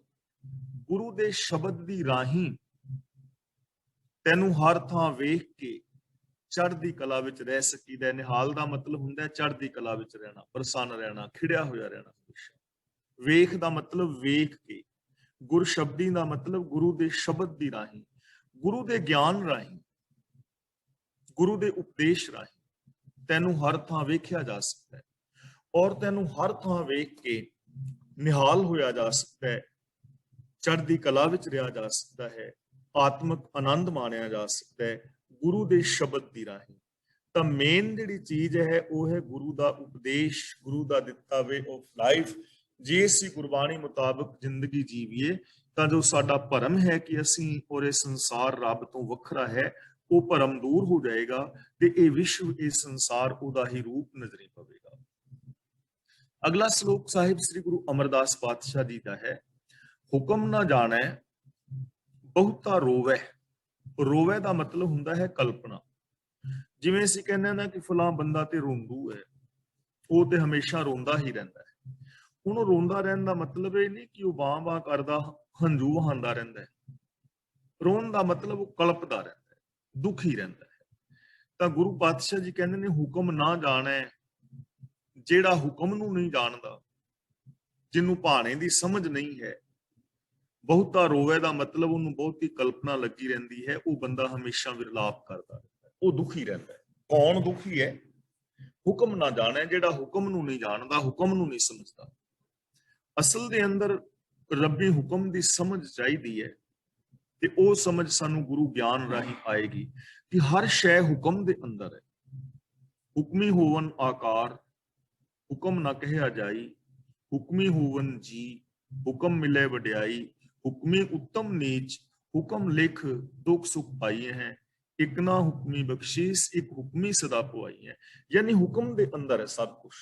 जन्म भी, मौत भी, खुशी भी, गमी भी, सुख भी, दुख भी, इज्जत भी, बेइज्जती भी, भला भी, बुरा भी, पुण्य भी, पाप भी, धर्म भी, अधर्म भी, सब कुछ हुक्म दे अंदर है। पर इस हुक्म की समझ आ जाए और हुक्म अनुसार सही जिंदगी बंदा जीवे, ਤਾਂ ਫਿਰ ਇਹਦੇ ਜੀਵਨ ਦੇ ਅੰਦਰ ਸੁਖ ਸ਼ਾਂਤੀ ਆ ਸਕਦੀ ਹੈ। ਪਰ ਜਿਹੜਾ ਇਸ ਹੁਕਮ ਨੂੰ ਨਹੀਂ ਸਮਝਦਾ, ਉਹ ਫਿਰ ਬਹੁਤਾ ਰੋਂਦਾ ਹੈ, ਕਲਪਦਾ ਹੈ। ਕਲਪਨਾ ਦਾ ਕਾਰਨ ਹੀ ਇਹ ਹੈ ਕਿ ਬੰਦਾ ਹੁਕਮ ਨੂੰ ਨਹੀਂ ਸਮਝ ਪਾਇਆ, ਹੁਕਮ ਜ਼ਿੰਦਗੀ ਨਹੀਂ ਜੀ ਪਾਇਆ, ਰਜਾ ਭਾਣੇ ਦੇ ਵਿੱਚ ਹੀ ਨਹੀਂ ਚੱਲਿਆ। ਹੁਕਮ ਦਾ ਮਤਲਬ ਆਪਾਂ ਸਾਰੇ ਸਮਝਦੇ ਹਾਂ ਸਿਸਟਮ ਹੈ। ਇਸ ਸਿਸਟਮ ਨੂੰ ਸਮਝਣ ਦੀ ਜ਼ਰੂਰਤ ਹੈ। ਹਰ ਥਾਂ ਦੇ ਉੱਤੇ ਚੀਜ਼ ਨੂੰ ਸਮਝਣ ਦੀ ਲੋੜ ਹੈ। ਪਰਿਵਾਰ ਦੇ ਅੰਦਰ ਜੇ ਕਿਤੇ ਕਲਪਨਾ ਹੈ ਨਾ, ਤਾਂ ਉੱਥੇ ਸਿਸਟਮ ਨੂੰ ਕਿਤੇ ਤੋੜਿਆ ਜਾ ਰਿਹਾ। ਪਰਿਵਾਰ ਦੇ ਸੁਖੀ ਸ਼ਾਂਤੀ ਰਹਿਣ ਦੇ ਕੁਝ ਨੇਮ ਨੇ ਨਾ, ਜੇ ਉਹਨਾਂ ਨੇਮਾਂ ਨੂੰ ਤੋੜਾਂਗੇ ਤੇ ਗੜਬੜ ਹੋਏਗੀ। ਜੇ ਸੜਕ ਤੇ ਜਾ ਰਹੇ ਹਾਂ ਤਾਂ ਟ੍ਰੈਫਿਕ ਦੇ ਕੁਝ ਨੇਮ ਨੇ ਨਾ, ਜੇ ਉਹਨਾਂ ਨੇਮਾਂ ਨੂੰ ਤੋੜਾਂਗੇ ਤਾਂ ਗੜਬੜ ਹੋਏਗੀ। ਆਪਸੀ ਮਿਲਵਰਤਨ ਦੇ ਕੁਝ ਨਿਯਮ ਨੇ ਨਾ, ਜੇ ਉਹਨਾਂ ਨਿਯਮਾਂ ਨੂੰ ਤੋੜਾਂਗੇ ਤੇ ਗੜਬੜ ਹੋਏਗੀ। ਇਸੇ ਤਰ੍ਹਾਂ ਕੁਦਰਤ ਦੇ ਅੰਦਰ ਜੀਂਦੇ ਆ, ਜੇ ਕੁਦਰਤੀ ਨਿਯਮਾਂ ਨੂੰ ਤੋੜਾਂਗੇ ਤਾਂ ਵੀ ਜ਼ਿੰਦਗੀ ਦੇ ਅੰਦਰ ਗੜਬੜ ਹੋਏਗੀ। ਇਸ ਲਈ ਹੁਕਮ ਨੂੰ ਸਮਝਣ ਦੀ ਜ਼ਰੂਰਤ ਹੈ। ਜਿਹੜਾ ਹੁਕਮ ਨੂੰ ਨਹੀਂ ਸਮਝਦਾ, ਨਹੀਂ ਜਾਣਦਾ, ਉਹਦੇ ਜੀਵਨ ਵਿੱਚ ਬਹੁਤੀ ਕਲਪਨਾ ਬਣੀ ਰਹਿੰਦੀ ਹੈ। ਅੰਦਰ ਧੋਖਾ, ਨੀਂਦ ਨਾ ਸੋਵੇ। ਹੁਣ ਧੋਖਾ ਦਾ ਮਤਲਬ ਹੈ ਸ਼ੰਕਾ, ਚਿੰਤਾ। ਧੋਖਾ ਦਾ ਮਤਲਬ ਛਲ ਫਰੇਬ ਵੀ ਹੁੰਦਾ ਹੈ। ਮਨਮੋਹਨ ਸਿੰਘ ਜੀ ਨੇ ਉਹਦਾ ਅਰਥ ਜਿਹੜਾ ਹੈ ਛਲ ਫਰੇਬ ਕੀਤਾ ਹੈ। ਭਾਈ ਸਾਹਿਬ ਸਿੰਘ ਜੀ ਅਰਥ ਉਹਦਾ ਚਿੰਤਾ ਕਰ ਰਹੇ ਨੇ। ਧੋਖਾ ਦਾ ਮਤਲਬ ਚਿੰਤਾ। ਉਹਦੇ ਮਨ ਦੇ ਅੰਦਰ ਚਿੰਤਾ ਹੁੰਦੀ ਹੈ ਤੇ ਚਿੰਤਾ ਕਰਕੇ ਨੀਂਦ ਵਿੱਚ ਉਹ ਸੌ ਨਹੀਂ ਸਕਦਾ। ਨੀਂਦ ਨਾ ਸੋਵੇ ਯਾਨੀ ਉਹਦੇ ਜੀਵਨ ਦੇ ਅੰਦਰ ਸੁੱਖ ਨਹੀਂ, ਸੁੱਖ ਦੀ ਨੀਂਦ ਉਹ ਸੌਂਦਾ ਨਹੀਂ। ਇਹਦਾ ਮਤਲਬ ਇਹ ਨਹੀਂ ਕਿ ਉਹਨੂੰ ਨੀਂਦ ਹੀ ਨਹੀਂ ਆਉਂਦੀ, ਲੇਕਿਨ ਸੁੱਖ ਦੀ ਨੀਂਦ ਨਹੀਂ ਆਉਂਦੀ। ਉਹ ਜਾਗਦਾ ਵੀ ਦੁਖੀ ਹੈ ਤੇ ਸੌਣ ਲੱਗਾ ਵੀ ਦੁਖੀ ਹੈ, ਤੇ ਉੱਠਦਾ ਹੈ ਤੇ ਫਿਰ ਵੀ ਦੁਖੀ ਹੈ, ਕਿਉਂਕਿ ਅੰਦਰ ਚਿੰਤਾ ਹੈ। ਤੇ ਜਿਸ ਮਨੁੱਖ ਦੀ ਜ਼ਿੰਦਗੀ ਅੰਦਰ ਚਿੰਤਾ ਹੋਵੇ, ਉਹਦੀ ਜੋ ਸਰੀਰਕ ਨੀਂਦ ਹੈ ਇਹ ਵੀ ਉੱਡ ਜਾਂਦੀ ਹੈ। ਜਦੋਂ ਬੰਦਾ ਡਿਪਰੈਸ਼ਨ ਚਲਾ ਜਾਂਦਾ ਨਾ, ਤਾਂ ਨੀਂਦ ਦੇ ਉੱਤੇ ਫਰਕ ਪਹਿਲੋਂ ਪੈਂਦਾ। ਜਾਂ ਤਾਂ ਨੀਂਦ ਬਹੁਤ ਜ਼ਿਆਦਾ ਆਏਗੀ, ਉਹ ਹਰ ਟਾਈਮ ਸੁੱਤਾ ਹੀ ਰਹੇਗਾ, ਤੇ ਜਾਂ ਉਹਦੀ ਨੀਂਦ ਬਿਲਕੁਲ ਜਿਹੜੀ ਹੈ ਘਟ ਜਾਏਗੀ। ਜਿਹਦੇ ਅੰਦਰ ਚਿੰਤਾ ਹੈ, ਜਿਹਨੂੰ ਚਿੰਤਾ ਰੋਗ ਹੈ, ਡਿਪਰੈਸ਼ਨ ਦਾ ਸ਼ਿਕਾਰ ਹੋ ਗਿਆ ਜਾਂ ਕਿਸੇ ਪਰਸਨੈਲਿਟੀ ਡਿਸਆਰਡਰ ਦਾ ਸ਼ਿਕਾਰ ਹੋ ਗਿਆ, ਤਾਂ ਮਾਨਸਿਕ ਰੋਗਾਂ ਦਾ ਜਦੋਂ ਬੰਦਾ ਸ਼ਿਕਾਰ ਹੁੰਦਾ ਹੈ ਤਾਂ ਉਹਦੀ ਇਸ ਨੀਂਦ ਤੇ ਵੀ ਫਰਕ ਪੈਂਦਾ ਹੈ। ਅੰਦਰ ਧੋਖਾ, ਜਿਸ ਦੇ ਅੰਦਰ ਚਿੰਤਾ ਹੈ, ਉਹ ਸੁੱਖ ਦੀ ਨੀਂਦ ਕਦੇ ਸੌ ਨਹੀਂ ਸਕਦਾ। ਤੇ ਚਿੰਤਾ ਕਿਉਂ ਹੈ? ਕਿਉਂਕਿ ਹੁਕਮ ਨੂੰ ਨਹੀਂ ਸਮਝ ਰਿਹਾ, ਹੁਕਮ ਤੋਂ ਉਲਟ ਜ਼ਿੰਦਗੀ ਜੀ ਰਿਹਾ ਹੈ। ਉਹਨੂੰ ਚਿੰਤਾ ਇਹੀ ਹੈ ਕਿ ਇਹ ਨਾ ਹੋ ਜਾਏ, ਉਹ ਨਾ ਹੋ ਜਾਏ, ਜਦੋਂ ਕਿ ਸਿਸਟਮ ਤੋਂ ਬਾਹਰ ਚੰਗਾ ਔਰ ਮਾੜਾ ਕੁਝ ਵੀ ਨਹੀਂ ਹੋ ਸਕਦਾ। ਜੇ ਧਨ ਖਸਮੈ ਚਲੇ ਰਜ਼ਾਈ, ਇਹਨੂੰ ਰਜ਼ਾਈ ਨਹੀਂ ਪੜਨਾ, ਜੱਜੇ ਦੇ ਪੈਰ ਥੱਲੇ ਬਿੰਦੀ ਲਗਾਣੀ ਹੈ। ਰਜ਼ਾਈ, ਰਜ਼ਾਈ ਦਾ ਮਤਲਬ ਰਜ਼ਾ, ਤੇ ਧਨ ਦਾ ਮਤਲਬ ਹੈਗਾ ਇਸਤਰੀ। ਜੇ ਧਨ ਖਸਮੈ ਚਲੇ ਰਜ਼ਾਈ, ਕਿ ਜੇ ਜੀਵ ਇਸਤਰੀ ਪ੍ਰਭੂ ਦੇ ਭਾਣੇ ਵਿੱਚ ਤੁਰੇ, ਜੀਵ ਇਸਤਰੀ ਜੇ ਪ੍ਰਭੂ ਦੇ ਭਾਣੇ ਵਿੱਚ ਤੁਰੇ, ਰਜਾ ਦੇ ਅੰਦਰ ਰਹੇ, ਤਾਂ ਫਿਰ ਕੀ ਹੋਏਗਾ? ਦਰ ਘਰ ਸ਼ੋਭਾ ਮਹਿਲ ਬੁਲਾਈ। ਮਹਿਲ ਦਾ ਮਤਲਬ ਪ੍ਰਭੂ ਦੇ ਮਹਿਲ ਵਿੱਚ, ਹਜ਼ੂਰੀ ਦੇ ਅੰਦਰ। ਬੁਲਾਈ ਦਾ ਮਤਲਬ ਉਹਨੂੰ ਬੁਲਾ ਲਿਆ ਜਾਂਦਾ ਹੈ, ਯਾਨੀ ਉਹਨੂੰ ਮਾਣ ਮਿਲਦਾ ਹੈ। ਤੇ ਦਰ ਘਰ ਦਾ ਮਤਲਬ ਹੈ ਹਰ ਥਾਂ ਤੇ, ਰੱਬੀ ਦਰਗਾਹ ਦੇ ਅੰਦਰ, ਹਰ ਥਾਂ ਦੇ ਉੱਤੇ, ਸੰਸਾਰ ਵਿੱਚ। ਤਾਂ ਸੰਸਾਰ ਦੇ ਅੰਦਰ ਉਹਦੀ ਸ਼ੋਭਾ ਹੁੰਦੀ ਹੈ। ਔਰ ਮਹਿਲ ਬੁਲਾਈ ਦਾ ਮਤਲਬ ਉਹਨੂੰ ਪ੍ਰਭੂ ਦੀ ਹਜ਼ੂਰੀ ਵਿੱਚ ਬੁਲਾ ਲਿਆ ਜਾਂਦਾ ਹੈ। ਭਾਵ ਕਿ ਉਹ ਰੱਬੀ ਦਰ ਤੇ ਪ੍ਰਵਾਨ ਹੁੰਦੀ ਹੈ ਔਰ ਰੱਬੀ ਹਜ਼ੂਰੀ ਵਿੱਚ ਬੁਲਾ ਲਿਆ ਜਾਂਦਾ ਹੈ। ਦਾ ਮਤਲਬ ਉਹ ਰੱਬ ਦੇ ਅੰਦਰ ਸਮਾ ਕੇ ਰੱਬ ਦਾ ਰੂਪ ਹੋ ਜਾਂਦਾ ਹੈ, ਜਿਸ ਨੂੰ ਗੁਰਬਾਣੀ ਵਿੱਚ ਕਿਹਾ ਨਾ, ਜਿਉਂ ਜਲ ਮਹਿ ਜਲ ਆਏ ਖਟਾਨਾ, ਕਿਉਂ ਜੋਤੀ ਸੰਗ ਜੋਤ ਸਮਾਨਾ, ਮਿਟ ਗਏ ਗਵਨ ਪਾਏ ਵਿਸਰਾਮ, ਨਾਨਕ ਪ੍ਰਭ ਕੇ ਸਦ ਕੁਰਬਾਨ। ਜਾਂ ਜਿਸ ਨੂੰ ਭਗਤ ਕਬੀਰ ਜੀ ਕਹਿ ਰਹੇ ਨੇ, ਅਬ ਤੋ ਜਾਏ ਚੜ੍ਹੇ ਸਿੰਘਾਸਨ, ਮਿਲੇ ਹੈ ਸਾਰਿੰਗ ਪਾਨੀ, ਰਾਮ ਕਬੀਰਾ ਏਕ ਭਏ ਹੈ, ਕੋਈ ਨਾ ਸਕੇ ਪਛਾਨੀ। ਉਹ ਅਵਸਥਾ ਉਹਦੀ ਬਣ ਜਾਂਦੀ ਹੈ, ਉਹਨੂੰ ਪ੍ਰਭੂ ਦੀ ਹਜ਼ੂਰੀ ਵਿੱਚ ਮਾਣ ਮਿਲਦਾ ਹੈ, ਯਾਨੀ ਉਹ ਇਨਸਾਨ ਰੱਬ ਵਰਗਾ ਹੀ ਹੋ ਜਾਂਦਾ ਹੈ। ਨਾਨਕ ਕਰਮੀ ਇਹ ਮਤ ਪਾਈ। ਕਰਮੀ ਦਾ ਅਰਥ ਬਖਸ਼ਿਸ਼ ਵੀ ਹੈ ਔਰ ਕਰਮੀ ਦਾ ਅਰਥ ਕਰਮਾਂ ਨਾਲ, ਉਦਮ ਦੇ ਨਾਲ ਵੀ ਹੈ। ਤਾਂ ਇਹ ਜਿਹੜੀ ਮੱਤ ਹੈ ਇਹ ਉਦਮ ਦੇ ਨਾਲ ਪਾਈ ਜਾਂਦੀ ਹੈ। ਜੇ ਅਸੀਂ ਉਦਮ ਕਰੀਏ, ਗੁਰੂ ਦੇ ਚਰਨਾਂ ਵਿੱਚ ਜਾਈਏ, ਗੁਰੂ ਜੀ ਦੀ ਪਾਵਨ ਬਾਣੀ ਆਪ ਪੜ੍ਹੀਏ, ਵਿਚਾਰੀਏ, ਤਾਂ ਸਾਨੂੰ ਵੀ ਇਹ ਮੱਤ ਮਿਲ ਜਾਏਗੀ।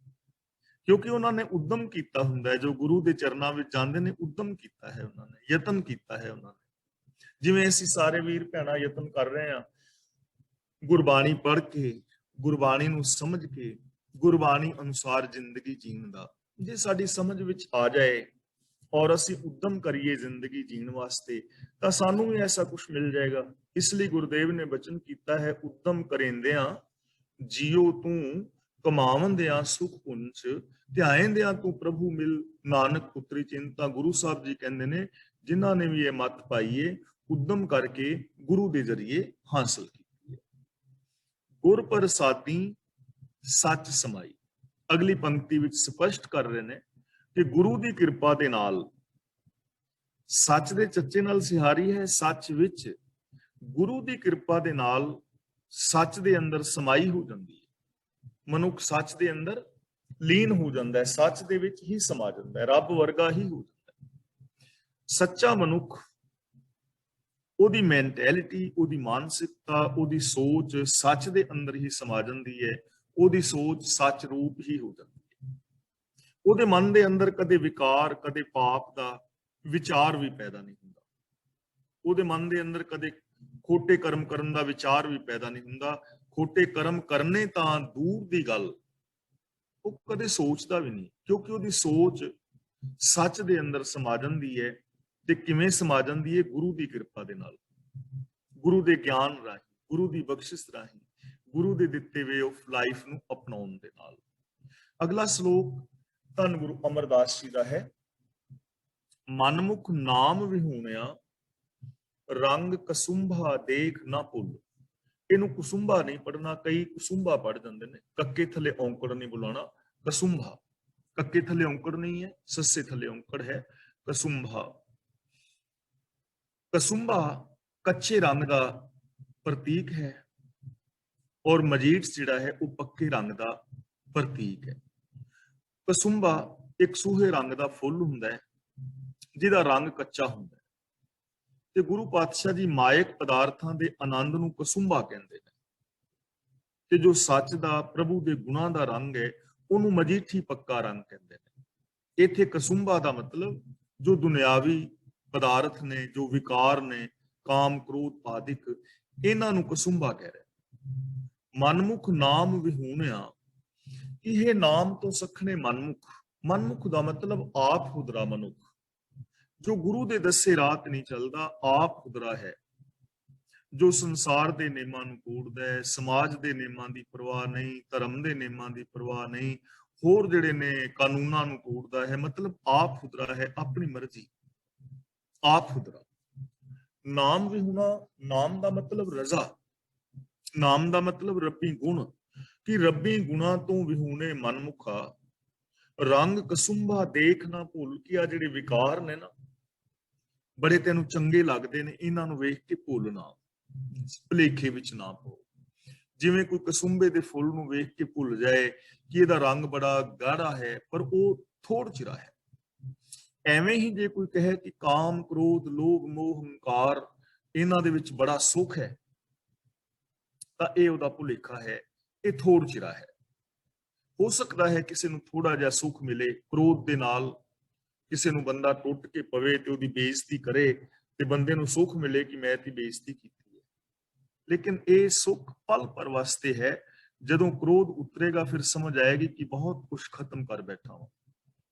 ਹਨੇਰੀ ਔਰ ਗੁੱਸਾ ਦੋ ਐਸੀਆਂ ਚੀਜ਼ਾਂ ਨੇ, ਇਹਨਾਂ ਦੇ ਰੁਕਣ ਤੋਂ ਬਾਅਦ ਪਤਾ ਲੱਗਦਾ ਹੈ ਕਿ ਨੁਕਸਾਨ ਕਿੰਨਾ ਹੋਇਆ ਹੈ। ਝੱਖੜ ਝੁੱਲਦਾ ਹੋਵੇ ਨਾ, ਹਨੇਰੀ ਆਈ ਹੋਵੇ, ਤੇ ਹਨੇਰੀ ਜਦੋਂ ਰੁਕਦੀ ਹੈ ਫਿਰ ਪਤਾ ਲੱਗਦਾ ਵੀ ਕਿੰਨੇ ਰੁੱਖ ਪੁੱਟੇ ਗਏ ਨੇ, ਕਿੰਨੀਆਂ ਇਮਾਰਤਾਂ ਡਿੱਗ ਪਈਆਂ ਨੇ, ਕਿੰਨੇ ਛੱਪਰ ਉੱਡ ਗਏ ਨੇ।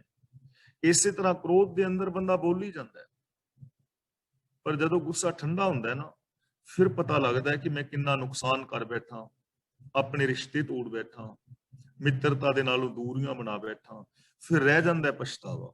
ਤਾਂ ਕੱਚਾ ਰੰਗ ਹੋਇਆ ਨਾ। ਜੇ ਕਿਤੇ ਬੰਦਾ ਵਿਚਾਰ ਕਮਾਵੇ ਪਰ ਤ੍ਰਿਏ ਦੇ ਨਾਲ, ਪਰ ਪੁਰਸ਼ ਨਾਲ ਸੰਗ ਕਰ ਪਵੇ ਤਾਂ ਪਲ ਭਰ ਦਾ ਸੁੱਖ ਤਾਂ ਹੈ, ਲੇਕਿਨ ਸਾਰੀ ਜ਼ਿੰਦਗੀ ਦਾ ਪਛਤਾਵਾ ਹੈ। ਨਿਮਕ ਕਾਮ ਸਵਾਦ ਕਾਰਨ ਕੋਟ ਦਿਨਸ ਦੁਖ ਪਾਵੇ, ਘਰੀ ਮੁਹਤ ਰੰਗ ਮਾਣੈ ਫਿਰ ਬਹੁਰ ਬਹੁਰ ਪਛਤਾਵੇ। ਚੋਰੀ ਕਰ ਲਈ, ਡਾਕਾ ਮਾਰਿਆ, ਪਲ ਭਰ ਦੀ ਖੁਸ਼ੀ ਹੈ, ਲੇਕਿਨ 5-7 ਸਾਲ ਜੇਲ੍ਹ ਹੋ ਗਈ। ਤਾਂ ਗੁਰੂ ਪਾਤਸ਼ਾਹ ਜੀ ਕਹਿੰਦੇ ਨੇ ਕਿ ਇਹ ਮਨ ਦੇ ਪਿੱਛੇ ਤੁਰਨ ਵਾਲੇ ਆਪ ਹੁਦਰੇ ਮਨੁੱਖ, ਹੁਕਮ ਨਾਲੋਂ ਟੁੱਟੇ ਹੋਏ, ਇਹ ਜਿਹੜੇ ਦੁਨਿਆਵੀ ਵਿਕਾਰ ਨੇ, ਇਹਨਾਂ ਦੇ ਰੰਗ ਨੂੰ ਵੇਖ ਕੇ ਭੁੱਲਣਾ, ਆਪਣੇ ਜੀਵਨ ਦੇ ਰਾਸਤੇ ਨੂੰ ਛੱਡਣਾ, ਭੁਲੇਖੇ ਵਿੱਚ ਨਾ ਪਾਓ, ਕਿਉਂਕਿ ਇਸਕਾ ਰੰਗ ਦਿਨ ਥੋੜਿਆ, ਇਹਨੂੰ ਥੋੜਿਆ ਨਹੀਂ ਪੜਨਾ, ਬਿੰਦੀ ਲਗਾ ਕੇ ਪੜਾਂਗੇ ਥੋੜਿਆ। ਛੋਛਾ ਇਸ ਦਾ ਮੁੱਲ, ਛੋਛਾ ਦਾ ਮਤਲਬ ਥੋੜਾ, ਤੁੱਛ। ਕਿ ਇਸਕਾ ਰੰਗ, ਰੰਗ ਦਾ ਮਤਲਬ ਇੱਥੇ ਹੈ ਆਨੰਦ, ਸੁੱਖ। ਕਿ ਜਿਹੜੇ ਵਿਕਾਰ ਨੇ ਇਹਨਾਂ ਦਾ ਸੁੱਖ ਬਿਲਕੁਲ ਥੋੜਾ ਹੈ, ਥੋੜੇ ਦਿਨ ਦਾ ਹੈ, ਪਲ ਭਰ ਦਾ ਹੈ। ਛੋਛਾ ਇਸ ਦਾ ਮੁੱਲ, ਤੇ ਇਹਦਾ ਮੁੱਲ ਵੀ ਤੁੱਛ ਹੈ, ਇਹਦੀ ਕੋਈ ਕੀਮਤ ਥੋੜਾ ਹੈ।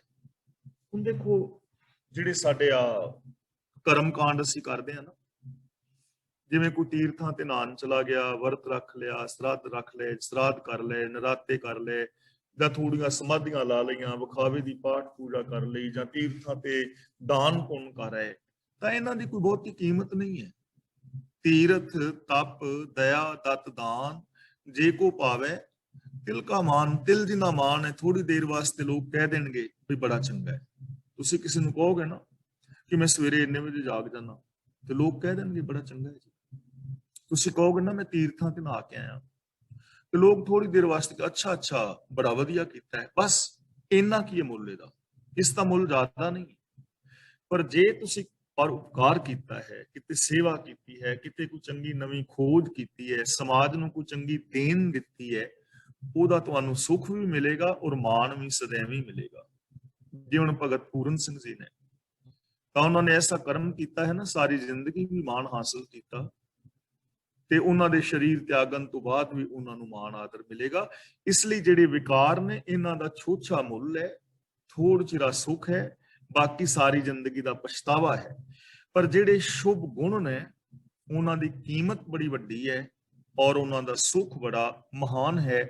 ਇਸ ਲਈ ਇਹ ਮਨ ਦੇ ਪਿੱਛੇ ਤੁਰਨ ਵਾਲੇ ਆਪ ਹੁਦਰੇ ਮਨੁੱਖ, ਇਹਨਾਂ ਵਿਕਾਰਾਂ ਨੂੰ ਵੇਖ ਕੇ ਭੁੱਲਣਾ, ਆਪਣੇ ਜੀਵਨ ਦੇ ਰਾਸਤੇ ਨੂੰ ਛੱਡਣਾ, ਸੱਚ ਦਾ ਤਿਆਗ ਨਾ ਕਰ, ਉੱਚਾ ਸੁੱਚਾ ਆਚਰਨ ਬਣਾ ਕੇ ਰੱਖ। ਦੂਜੇ ਲੱਗੇ ਪਛਮੂਏ, ਮੂਰਖ ਅੰਧ ਗਵਾਰ। ਪਛਮੂਏ ਦਾ ਮਤਲਬ ਖੁਆਰ ਹੁੰਦੇ ਨੇ, ਮੂਰਖ ਦਾ ਮਤਲਬ ਅਕਲੋਂ ਅੰਨੇ, ਅੰਧ ਗਵਾਰ। ਦੇਖੋ 3 ਸ਼ਬਦ ਵਰਤੇ ਨੇ, ਮੂਰਖ, ਅੰਧ, ਗਵਾਰ। ਕਿਉਂ? ਮੂਰਖ ਅੰਨੇ ਮਤਹੀਣ ਮਾਇਆ ਦੇ ਮੋਹ ਵਿੱਚ ਫਸ ਕੇ ਮੁੜ ਮੁੜ ਦੁਖੀ ਹੁੰਦੇ ਨੇ। ਦੂਜੇ ਲੱਗੇ ਪਛਮੂਏ, ਪਛਮੂਏ ਦਾ ਖੱਪ ਖੱਪ ਕੇ ਮਰਦੇ ਨੇ, ਦੁਖੀ ਹੁੰਦੇ ਨੇ। ਮੂਰਖ ਬੰਦੇ, ਪਾਗਲ, ਕਮਲੇ। ਹੁਣ ਇਹ ਅਸੀਂ ਵਿਚਾਰ ਪਹਿਲਾਂ ਕਈ ਵਾਰ ਕਰ ਚੁੱਕੇ ਹਾਂ ਕਿ ਕਮਲੇ ਔਰ ਸਿਆਣੇ ਵਿੱਚ ਫਰਕ ਕੀ। ਜੇ ਬਾਹਰੀ ਤੌਰ ਤੇ ਵੇਖੀਏ ਤੇ ਕੋਈ ਫਰਕ ਨਹੀਂ। ਸਿਆਣਾ ਵੀ ਖਾਂਦਾ ਹੈ, ਪਾਗਲ ਵੀ ਖਾਂਦਾ ਹੈ, ਸਿਆਣਾ ਵੀ ਤੁਰਦਾ ਹੈ, ਪਾਗਲ ਵੀ ਤੁਰਦਾ ਹੈ, ਸਿਆਣਾ ਵੀ ਬੋਲਦਾ ਹੈ, ਪਾਗਲ ਵੀ ਬੋਲਦਾ ਹੈ, ਸਿਆਣੇ ਨੇ ਵੀ ਕੱਪੜੇ ਪਾਏ ਨੇ, ਪਾਗਲ ਨੇ ਵੀ ਪਾਏ ਨੇ। ਫਿਰ ਫਰਕ ਕੀ ਹੋਇਆ? ਬਾਹਰੀ ਤੌਰ ਤੇ ਕੋਈ ਫਰਕ ਨਹੀਂ, ਪਰ ਫਰਕ ਇਹ ਹੈ ਕਿ ਸਿਆਣੇ ਬੰਦੇ ਨੂੰ ਪਤਾ ਹੈ ਮੈਂ ਕਿੱਧਰੋਂ ਆਇਆ ਤੇ ਕਿੱਧਰ ਜਾ ਰਿਹਾ, ਮੇਰੀ ਮੰਜ਼ਿਲ ਕੀ ਹੈ। ਤੇ ਪਾਗਲ ਵਿਚਾਰਾ, ਜਿਸ ਦਾ ਦਿਮਾਗ ਨਹੀਂ, ਉਹ ਸੜਕਾਂ ਤੇ ਤੁਰਿਆ ਤੇ ਫਿਰਦਾ ਹੈ, ਉਹਨੂੰ ਇਹ ਨਹੀਂ ਪਤਾ ਮੈਂ ਕਿੱਧਰੋਂ ਆਇਆ ਤੇ ਕਿੱਧਰ ਜਾ ਰਿਹਾ, ਮੰਜ਼ਿਲ ਹੀ ਕੋਈ ਨਹੀਂ, ਘਰ-ਬਾਰ ਹੀ ਕੋਈ ਨਹੀਂ, ਉਹਦਾ ਪਤਾ ਹੀ ਨਹੀਂ ਕਿ ਕਿੱਥੋਂ ਦਾ ਹਾਂ ਕਿੱਥੋਂ ਦਾ। ਸਿਆਣੇ ਬੰਦੇ ਨੂੰ ਪਤਾ ਹੈ ਕਿ ਮੈਂ ਕੀ ਬੋਲ ਰਿਹਾ, ਇਹਦਾ ਅਸਰ ਕੀ ਹੋਏਗਾ। ਕਮਲਾ ਬੰਦਾ ਬੋਲੀ ਤੇ ਜਾ ਰਿਹਾ, ਪਰ ਉਹਨੂੰ ਪਤਾ ਨਹੀਂ ਕੀ ਬੋਲ ਰਿਹਾ, ਪਤਾ ਨਹੀਂ ਕੀ ਖਾ ਰਿਹਾ, ਪਤਾ ਨਹੀਂ ਕੀ ਪਾਇਆ।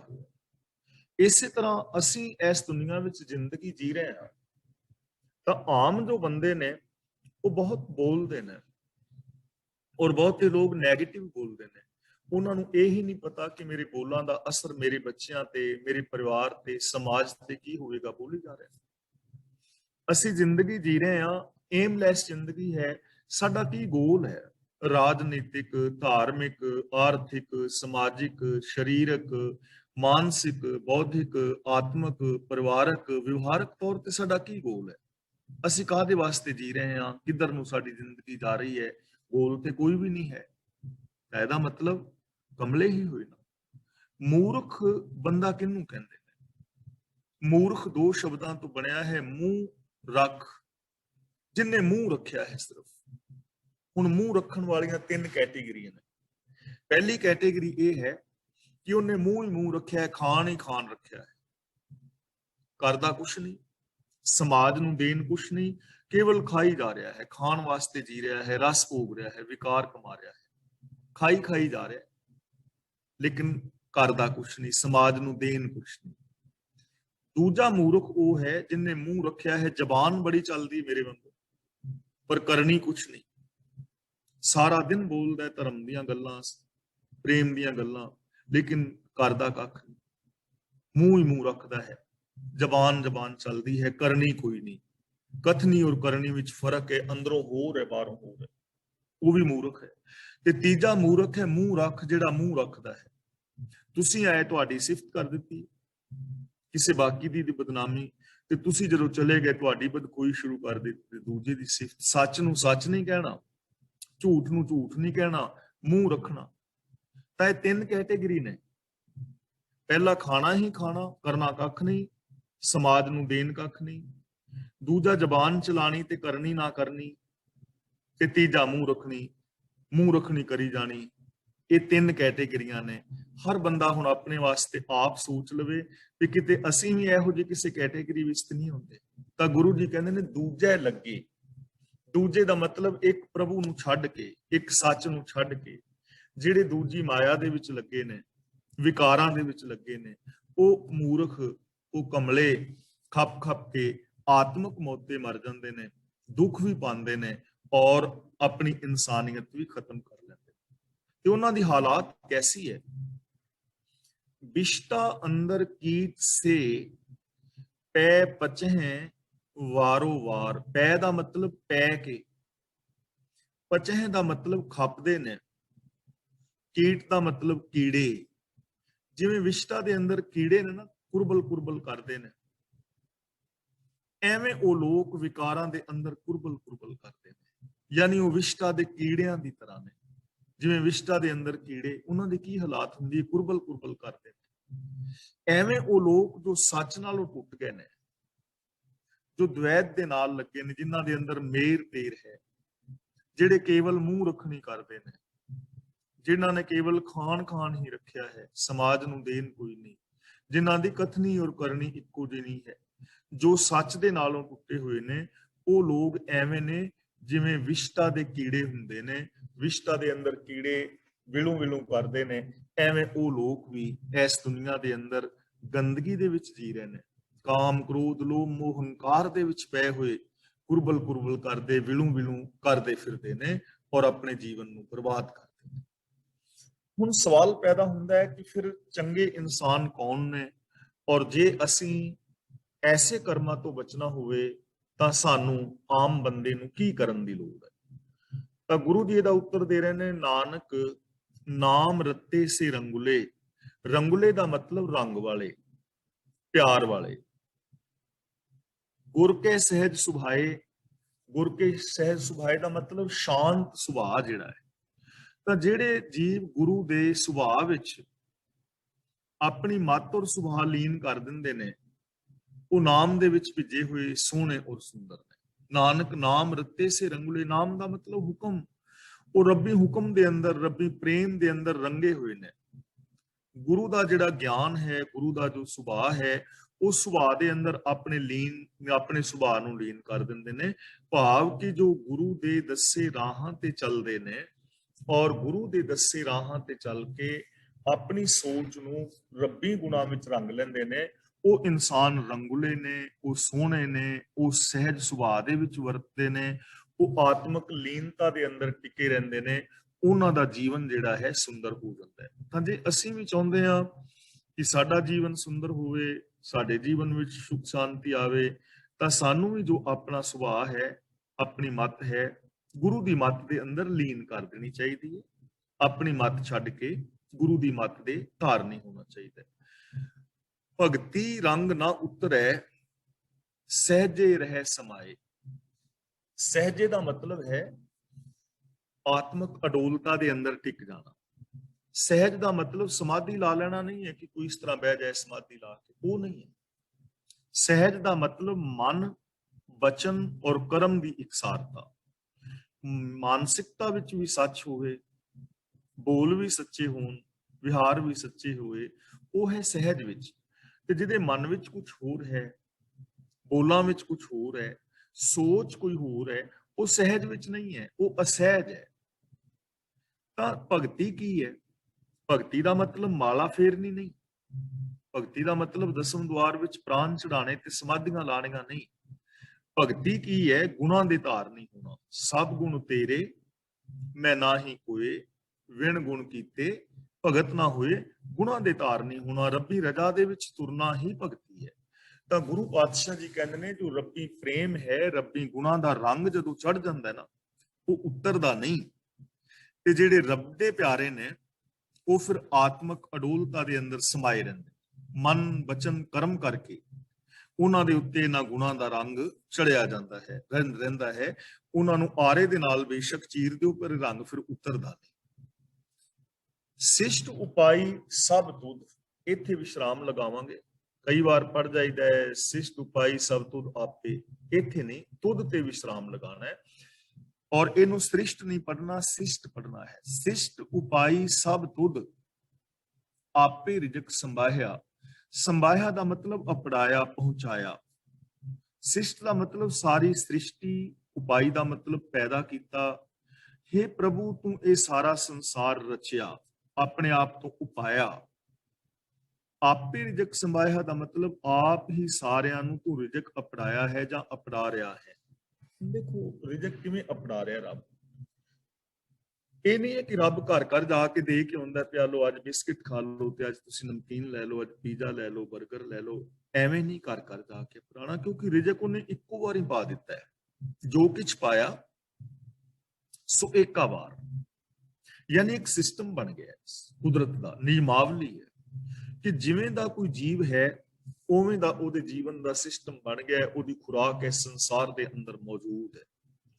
ਪਾਣੀ ਦੇ ਅੰਦਰ ਜੀਵ ਜੰਤ ਨੇ, ਤਾਂ ਦੇਖੋ ਪਾਣੀ ਦੇ ਅੰਦਰ ਉਹਨਾਂ ਦੀ ਖੁਰਾਕ ਉਹਨਾਂ ਨੂੰ ਮਿਲ ਰਹੀ ਹੈ। ਹੁਣ ਮੱਛੀਆਂ ਨੇ ਤਾਂ ਜੀਵਾਂ ਨੂੰ ਖਾਂਦੀਆਂ ਨੇ, ਵੱਡੀ ਮੱਛੀ ਛੋਟੀ ਨੂੰ ਖਾ ਜਾਂਦੀ ਹੈ, ਤਾਂ ਉਹ ਆਪਣੇ ਵਾਸਤੇ ਖੁਰਾਕ ਵੀ ਆਪ ਹੀ ਪੈਦਾ ਕਰ ਰਹੀਆਂ ਨੇ। ਮੱਛੀ ਦੇ ਇੱਕ ਦੇ ਕਿੰਨੇ ਸਾਰੇ ਅੰਡੇ ਨੇ, ਬੱਚੇ ਨੇ, ਉਹਨਾਂ ਦੇ ਵਿੱਚੋਂ ਕੁਛ ਬਚ ਜਾਂਦੀਆਂ ਨੇ, ਕੁਛ। ਯਾਨੀ ਕਹਿਣ ਤੋਂ ਭਾਵ ਕਿ ਜਲ ਦੇ ਜੋ ਜੀਵ ਜੰਤ ਨੇ ਉਹਨਾਂ ਨੂੰ ਉੱਥੇ ਖੁਰਾਕ ਮਿਲ ਰਹੀ ਹੈ।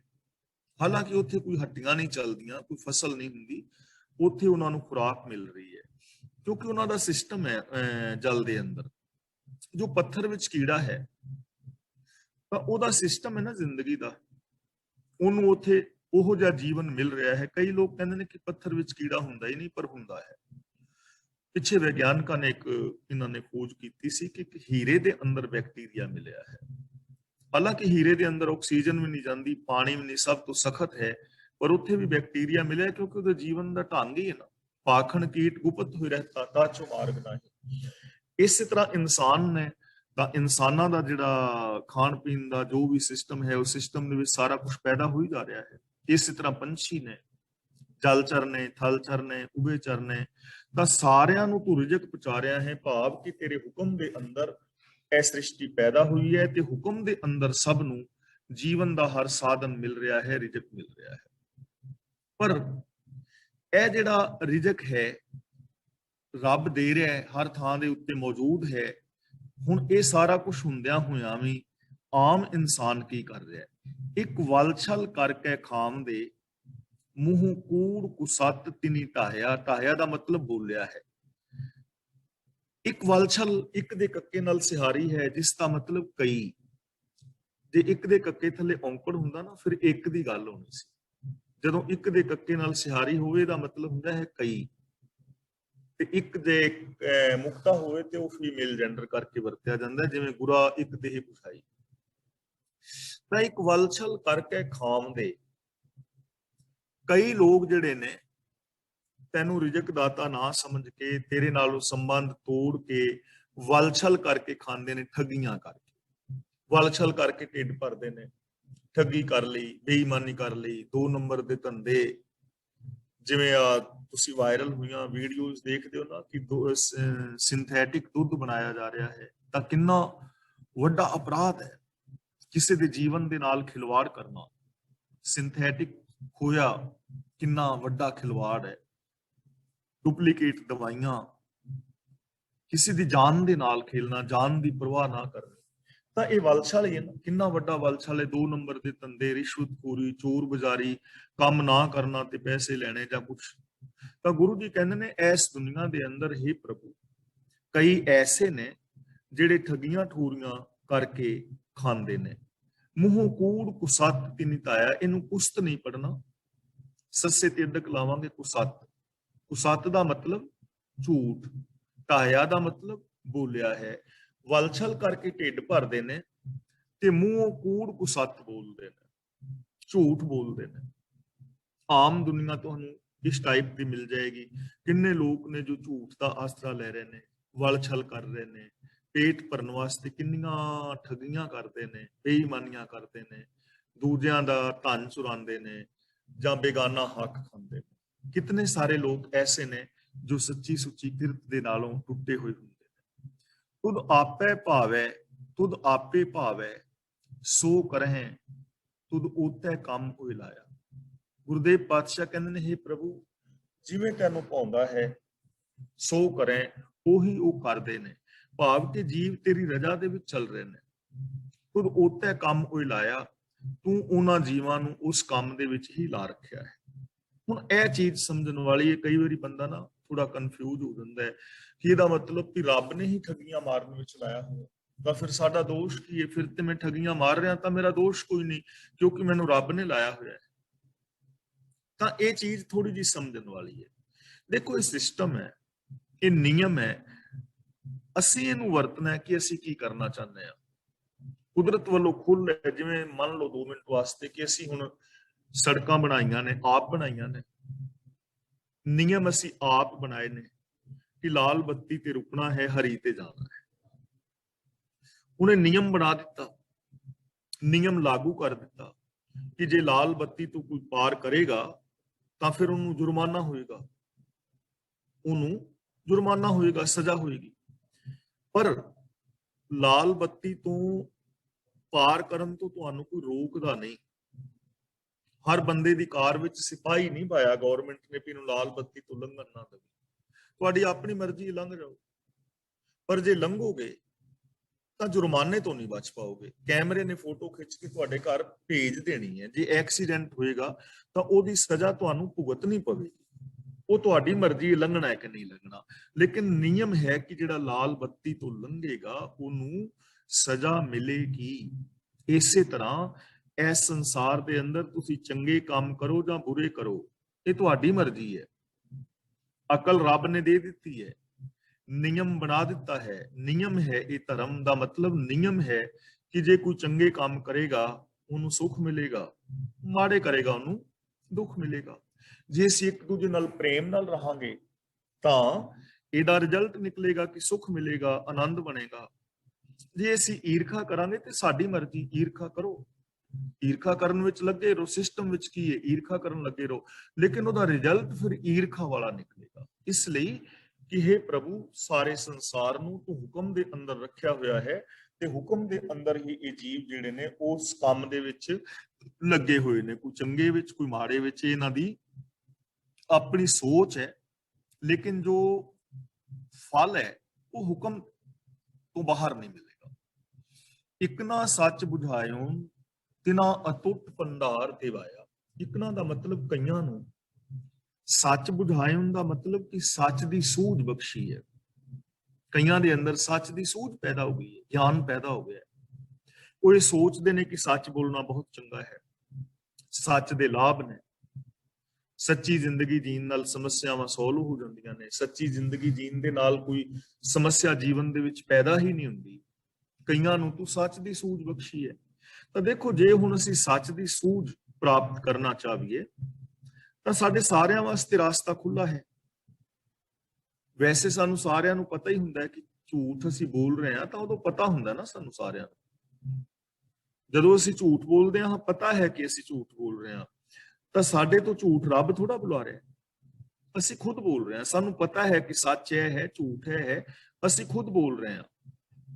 ਅਸੀਂ ਸੱਚ ਦੀ ਵੈਲਿਊ ਨੂੰ ਖੁਦ ਨਹੀਂ ਜਾਣ ਰਹੇ ਕਿ ਪਰਾਂ ਦਫਾ ਕਰ ਇਸ ਬੰਦੇ ਨੂੰ। ਅਸੀਂ ਖੁਦ ਈਰਖਾ ਕਰ ਰਹੇ ਹਾਂ। ਪਰ ਕਈਆਂ ਨੂੰ ਸੱਚ ਦੀ ਸਮਝ ਆ ਗਈ ਹੈ, ਕਈਆਂ ਨੂੰ ਉਹਦੀ ਸਾਰ ਦਾ ਪਤਾ ਹੈ, ਉਹਦੀ ਮਹਾਨਤਾ ਦਾ ਪਤਾ ਹੈ, ਸੂਝ ਹੈ ਕਿ ਸੱਚ ਬੋਲਣ ਦੇ ਲਾਭ ਨੇ। ਤਿਨਾਂ ਅਟੁੱਟ ਭੰਡਾਰ ਦਿਵਾਇਆ, हे ਮਾਲਕ ਉਹਨਾਂ ਨੂੰ ਫਿਰ ਸੰਤੋਖ ਦੇ ਖਜ਼ਾਨੇ ਬਖਸ਼ੇ ਨੇ। ਅਟੁੱਟ ਭੰਡਾਰ ਦਾ ਮਤਲਬ ਸ਼ੁਭ ਗੁਣਾਂ ਦੇ ਖਜ਼ਾਨੇ, ਖੁਸ਼ੀਆਂ ਦੇ ਖਜ਼ਾਨੇ। ਇਹਦਾ ਮਤਲਬ ਇਹ ਨਹੀਂ ਕਿ ਜੇ ਸੱਚ ਨਾਲ ਜੁੜ ਗਏ ਤੇ ਉਸ ਤੋਂ ਬਾਅਦ ਸਾਡੇ ਕੋਲ ਖਜ਼ਾਨੇ ਪੈਸੇ ਦੇ ਜਾਂ ਸੋਨੇ ਚਾਂਦੀ ਦੇ ਆ ਜਾਣਗੇ। ਉਹ ਤੇ ਜਿੰਨੀ ਕਿਰਤ ਕਰੋਗੇ ਆ ਜਾਣਗੇ, ਲੇਕਿਨ ਸੁੱਖਾਂ ਦੇ ਖਜ਼ਾਨੇ, ਸ਼ਾਂਤੀ ਦੇ ਖਜ਼ਾਨੇ, ਸੰਤੋਖ ਦਾ ਖਜ਼ਾਨਾ, ਆਨੰਦ ਦਾ ਖਜ਼ਾਨਾ ਮਿਲ ਜਾਏਗਾ ਜਿਹੜਾ ਬੰਦਾ ਸੱਚ ਦੇ ਨਾਲ ਔਰ ਸ਼ੁਭ ਗੁਣਾਂ ਦੇ ਨਾਲ ਜੁੜੇਗਾ। हे ਮਾਲਕ, ਕਈ ਲੋਕ ਐਸੇ ਨੇ ਜਿਨ੍ਹਾਂ ਨੂੰ ਤੂੰ ਸੱਚ ਦੀ ਸੂਝ ਬਖਸ਼ੀ ਔਰ ਸੱਚ ਦੇ ਅਨੁਸਾਰ ਜ਼ਿੰਦਗੀ ਜੀਣ ਕਰਕੇ ਉਹਨਾਂ ਨੂੰ ਤੂੰ ਖੁਸ਼ੀਆਂ ਦੇ ਖੇੜਿਆਂ ਦੇ ਅਟੁੱਟ ਭੰਡਾਰ ਦਿੱਤੇ ਨੇ। ਉਹਨਾਂ ਦੇ ਜੀਵਨ ਵਿੱਚ ਕਦੇ ਕਮੀ ਨਹੀਂ ਆਉਂਦੀ। ਹਰ ਚੇਤ ਖਾਹੇ ਤਿਨਾ ਸਫਲ ਹੈ, ਅਚੇਤਾ ਹੱਥ ਤੜਾਇਆ। ਇੱਥੇ ਅਚੇਤਾ ਨਹੀਂ ਪੜਨਾ, ਅਚੇਤਾ, ਕਿਉਂਕਿ ਇਹ ਬਹੁਵਚਨੀ ਸ਼ਬਦ ਹੈ। ਹਰ ਚੇਤ ਖਾਹੇ ਤਿਨਾ ਸਫਲ ਹੈ। ਤਾਂ ਗੁਰੂ ਜੀ ਕਹਿੰਦੇ ਨੇ ਅਸਲੀ ਗੱਲ ਇਹ ਹੈ ਕਿ ਜੋ ਜੀਵ ਪ੍ਰਭੂ ਨੂੰ ਯਾਦ ਕਰਕੇ ਖਾਂਦੇ ਨੇ ਉਹਨਾਂ ਦੇ ਉਹ ਪਦਾਰਥ ਸਫਲੇ ਨੇ। ਹੁਣ ਇਹ ਗੱਲ ਨਾ ਧਿਆਨ ਨਾਲ ਸੁਣਨ ਵਾਲੀ ਹੈ। ਇਹਦਾ ਮਤਲਬ ਇਹ ਨਹੀਂ ਕਿ ਠੱਗੀ ਮਾਰ ਲਈ, ਬੇਈਮਾਨੀ ਕਰ ਲਈ, ਕਿਸੇ ਦੀ ਪੈਲੀ ਤੇ ਕਬਜ਼ਾ ਕਰ ਲਿਆ ਤੇ ਉਹਦੇ ਵਿੱਚੋਂ ਜਿਹੜੀ ਫਸਲ ਆਈ ਤੇ ਫਿਰ ਅੱਗੇ ਅਰਦਾਸ ਕਰ ਲਈ ਕਿ ਰੱਬਾ ਹੁਣ ਤੇਰਾ ਸ਼ੁਕਰ ਹੈ ਕਿ ਤੂੰ ਸਾਨੂੰ ਰੋਟੀ ਖਾਣ ਲਈ ਦਿੱਤੀ ਹੈ। ਇਹ ਨਹੀਂ, ਇਹਦਾ ਮਤਲਬ ਇਹ ਨਹੀਂ ਹੈ ਕਿ ਹਰ ਚੇਤ ਖਾਹੇ। ਹਰ ਚੇਤ ਖਾਹੇ ਦਾ ਮਤਲਬ ਹੈ ਕਿ ਜੋ ਰੱਬੀ ਗੁਣਾਂ ਨੂੰ ਆਪਣੀ ਯਾਦ ਵਿੱਚ ਵਸਾਉਂਦੇ ਨੇ ਔਰ ਰੱਬੀ ਰਜ਼ਾ ਦੇ ਅੰਦਰ ਚੱਲ ਕੇ ਜਿਹੜੀ ਆਪਣੀ ਰੋਜੀ ਰੋਟੀ ਪੈਦਾ ਕਰਦੇ ਨੇ, ਉਹਨਾਂ ਦੀ ਸਫਲ ਹੈ। ਗੁਣਾਂ ਨੂੰ ਬੇਸ ਬਣਾ ਕੇ ਜਿਨ੍ਹਾਂ ਨੇ ਰੋਜੀ ਰੋਟੀ ਪੈਦਾ ਕੀਤੀ ਹੈ ਉਹਨਾਂ ਦੀ ਸਫਲ ਹੈ। ਉਹਨਾਂ ਦੀ ਉਹ ਕਿਰਤ ਕਮਾਈ ਸਫਲੀ, ਜਿਵੇਂ ਭਾਈ ਲਾਲੋ ਜੀ ਨੇ, ਤਾਂ ਉਹਨਾਂ ਦੀ ਰੋਜੀ ਰੋਟੀ ਰੱਬ ਨੂੰ ਯਾਦ ਕਰਕੇ ਹੈ, ਸ਼ੁਭ ਗੁਣਾਂ ਦੇ ਉੱਤੇ ਆਧਾਰਿਤ ਹੈ। ਇਸ ਕਰਕੇ ਭਾਈ ਲਾਲੋ ਦੀ ਰੋਜੀ ਰੋਟੀ ਖਾਦਾ ਹੋਇਆ ਸਫਲਾ ਹੈ। ਤੇ ਮਲਕ ਭਾਗੋ, ਉਹਨੇ ਗੁਣਾਂ ਨੂੰ ਵਿਸਾਰਿਆ ਹੋਇਆ ਹੈ, ਰੱਬ ਨੂੰ ਵਿਸਾਰਿਆ ਹੋਇਆ ਹੈ, ਉਹਦਾ ਉਹ ਖਾਦਾ ਹੋਇਆ ਸਾਰਾ ਅਸਫਲ ਹੈ, ਖਾਣਾ ਪੀਣਾ ਹਰਾਮ ਹੈ। ਅਚੇਤਾ ਹੱਥ ਟਡਾਇਆ। ਹੱਥ ਟਡਾਇਆ ਦਾ ਮਤਲਬ ਉਹਦੇ ਹੱਥ ਅੱਡੇ ਰਹਿੰਦੇ ਨੇ, ਉਹਦੇ ਹੱਥ ਇੰਝ ਹੀ ਰਹਿੰਦੇ ਨੇ ਕਿ ਮੈਨੂੰ ਹੋਰ ਦਿਓ। ਮਤਲਬ ਕਿ ਉਹਦੇ ਅੰਦਰ ਤ੍ਰਿਸ਼ਨਾ ਰਹਿੰਦੀ ਹੈ, ਉਹਦੇ ਅੰਦਰ ਸੰਤੋਖ ਕਦੇ ਨਹੀਂ ਆਉਂਦਾ। ਜਿੰਨਾ ਮਰਜ਼ੀ ਮਿਲ ਜਾਏ ਸੰਤੋਖ ਨਹੀਂ ਆਉਂਦਾ, ਉਹਦੀ ਜ਼ਿੰਦਗੀ ਦੇ ਅੰਦਰ ਖੁਸ਼ੀ ਨਹੀਂ ਆਉਂਦੀ। ਜਿਨਨੇ ਪ੍ਰਭੂ ਨੂੰ ਵਿਸਾਰਿਆ ਹੈ, ਰੱਬੀ ਗੁਣਾਂ ਨੂੰ ਵਿਸਾਰਿਆ ਹੈ, ਉਹਦੀ ਜ਼ਿੰਦਗੀ ਦੇ ਅੰਦਰ ਕਦੇ ਵੀ ਸੰਤੋਖ ਨਹੀਂ ਆਉਂਦਾ। ਤੇ ਜਿਨ੍ਹਾਂ ਇਨਸਾਨਾਂ ਨੇ ਤੇਰੇ ਗੁਣਾਂ ਨੂੰ ਯਾਦ ਕਰਕੇ ਰੋਜੀ ਰੋਟੀ ਪੈਦਾ ਕੀਤੀ ਹੈ, ਉਹਨਾਂ ਇਨਸਾਨਾਂ ਨੂੰ हे ਮਾਲਕ ਪਿਆਰੇ ਤੂੰ ਸੰਤੋਖ ਬਖਸ਼ਿਆ ਹੈ ਔਰ ਅਨੰਤ ਖਜ਼ਾਨੇ ਬਖਸ਼ਿਸ਼ ਕੀਤੇ ਨੇ। ਤਾਂ ਅੱਜ ਦੇ ਵਿਚਾਰ ਅਸੀਂ ਇੱਥੇ ਸਮਾਪਤ ਕਰਦੇ ਹਾਂ।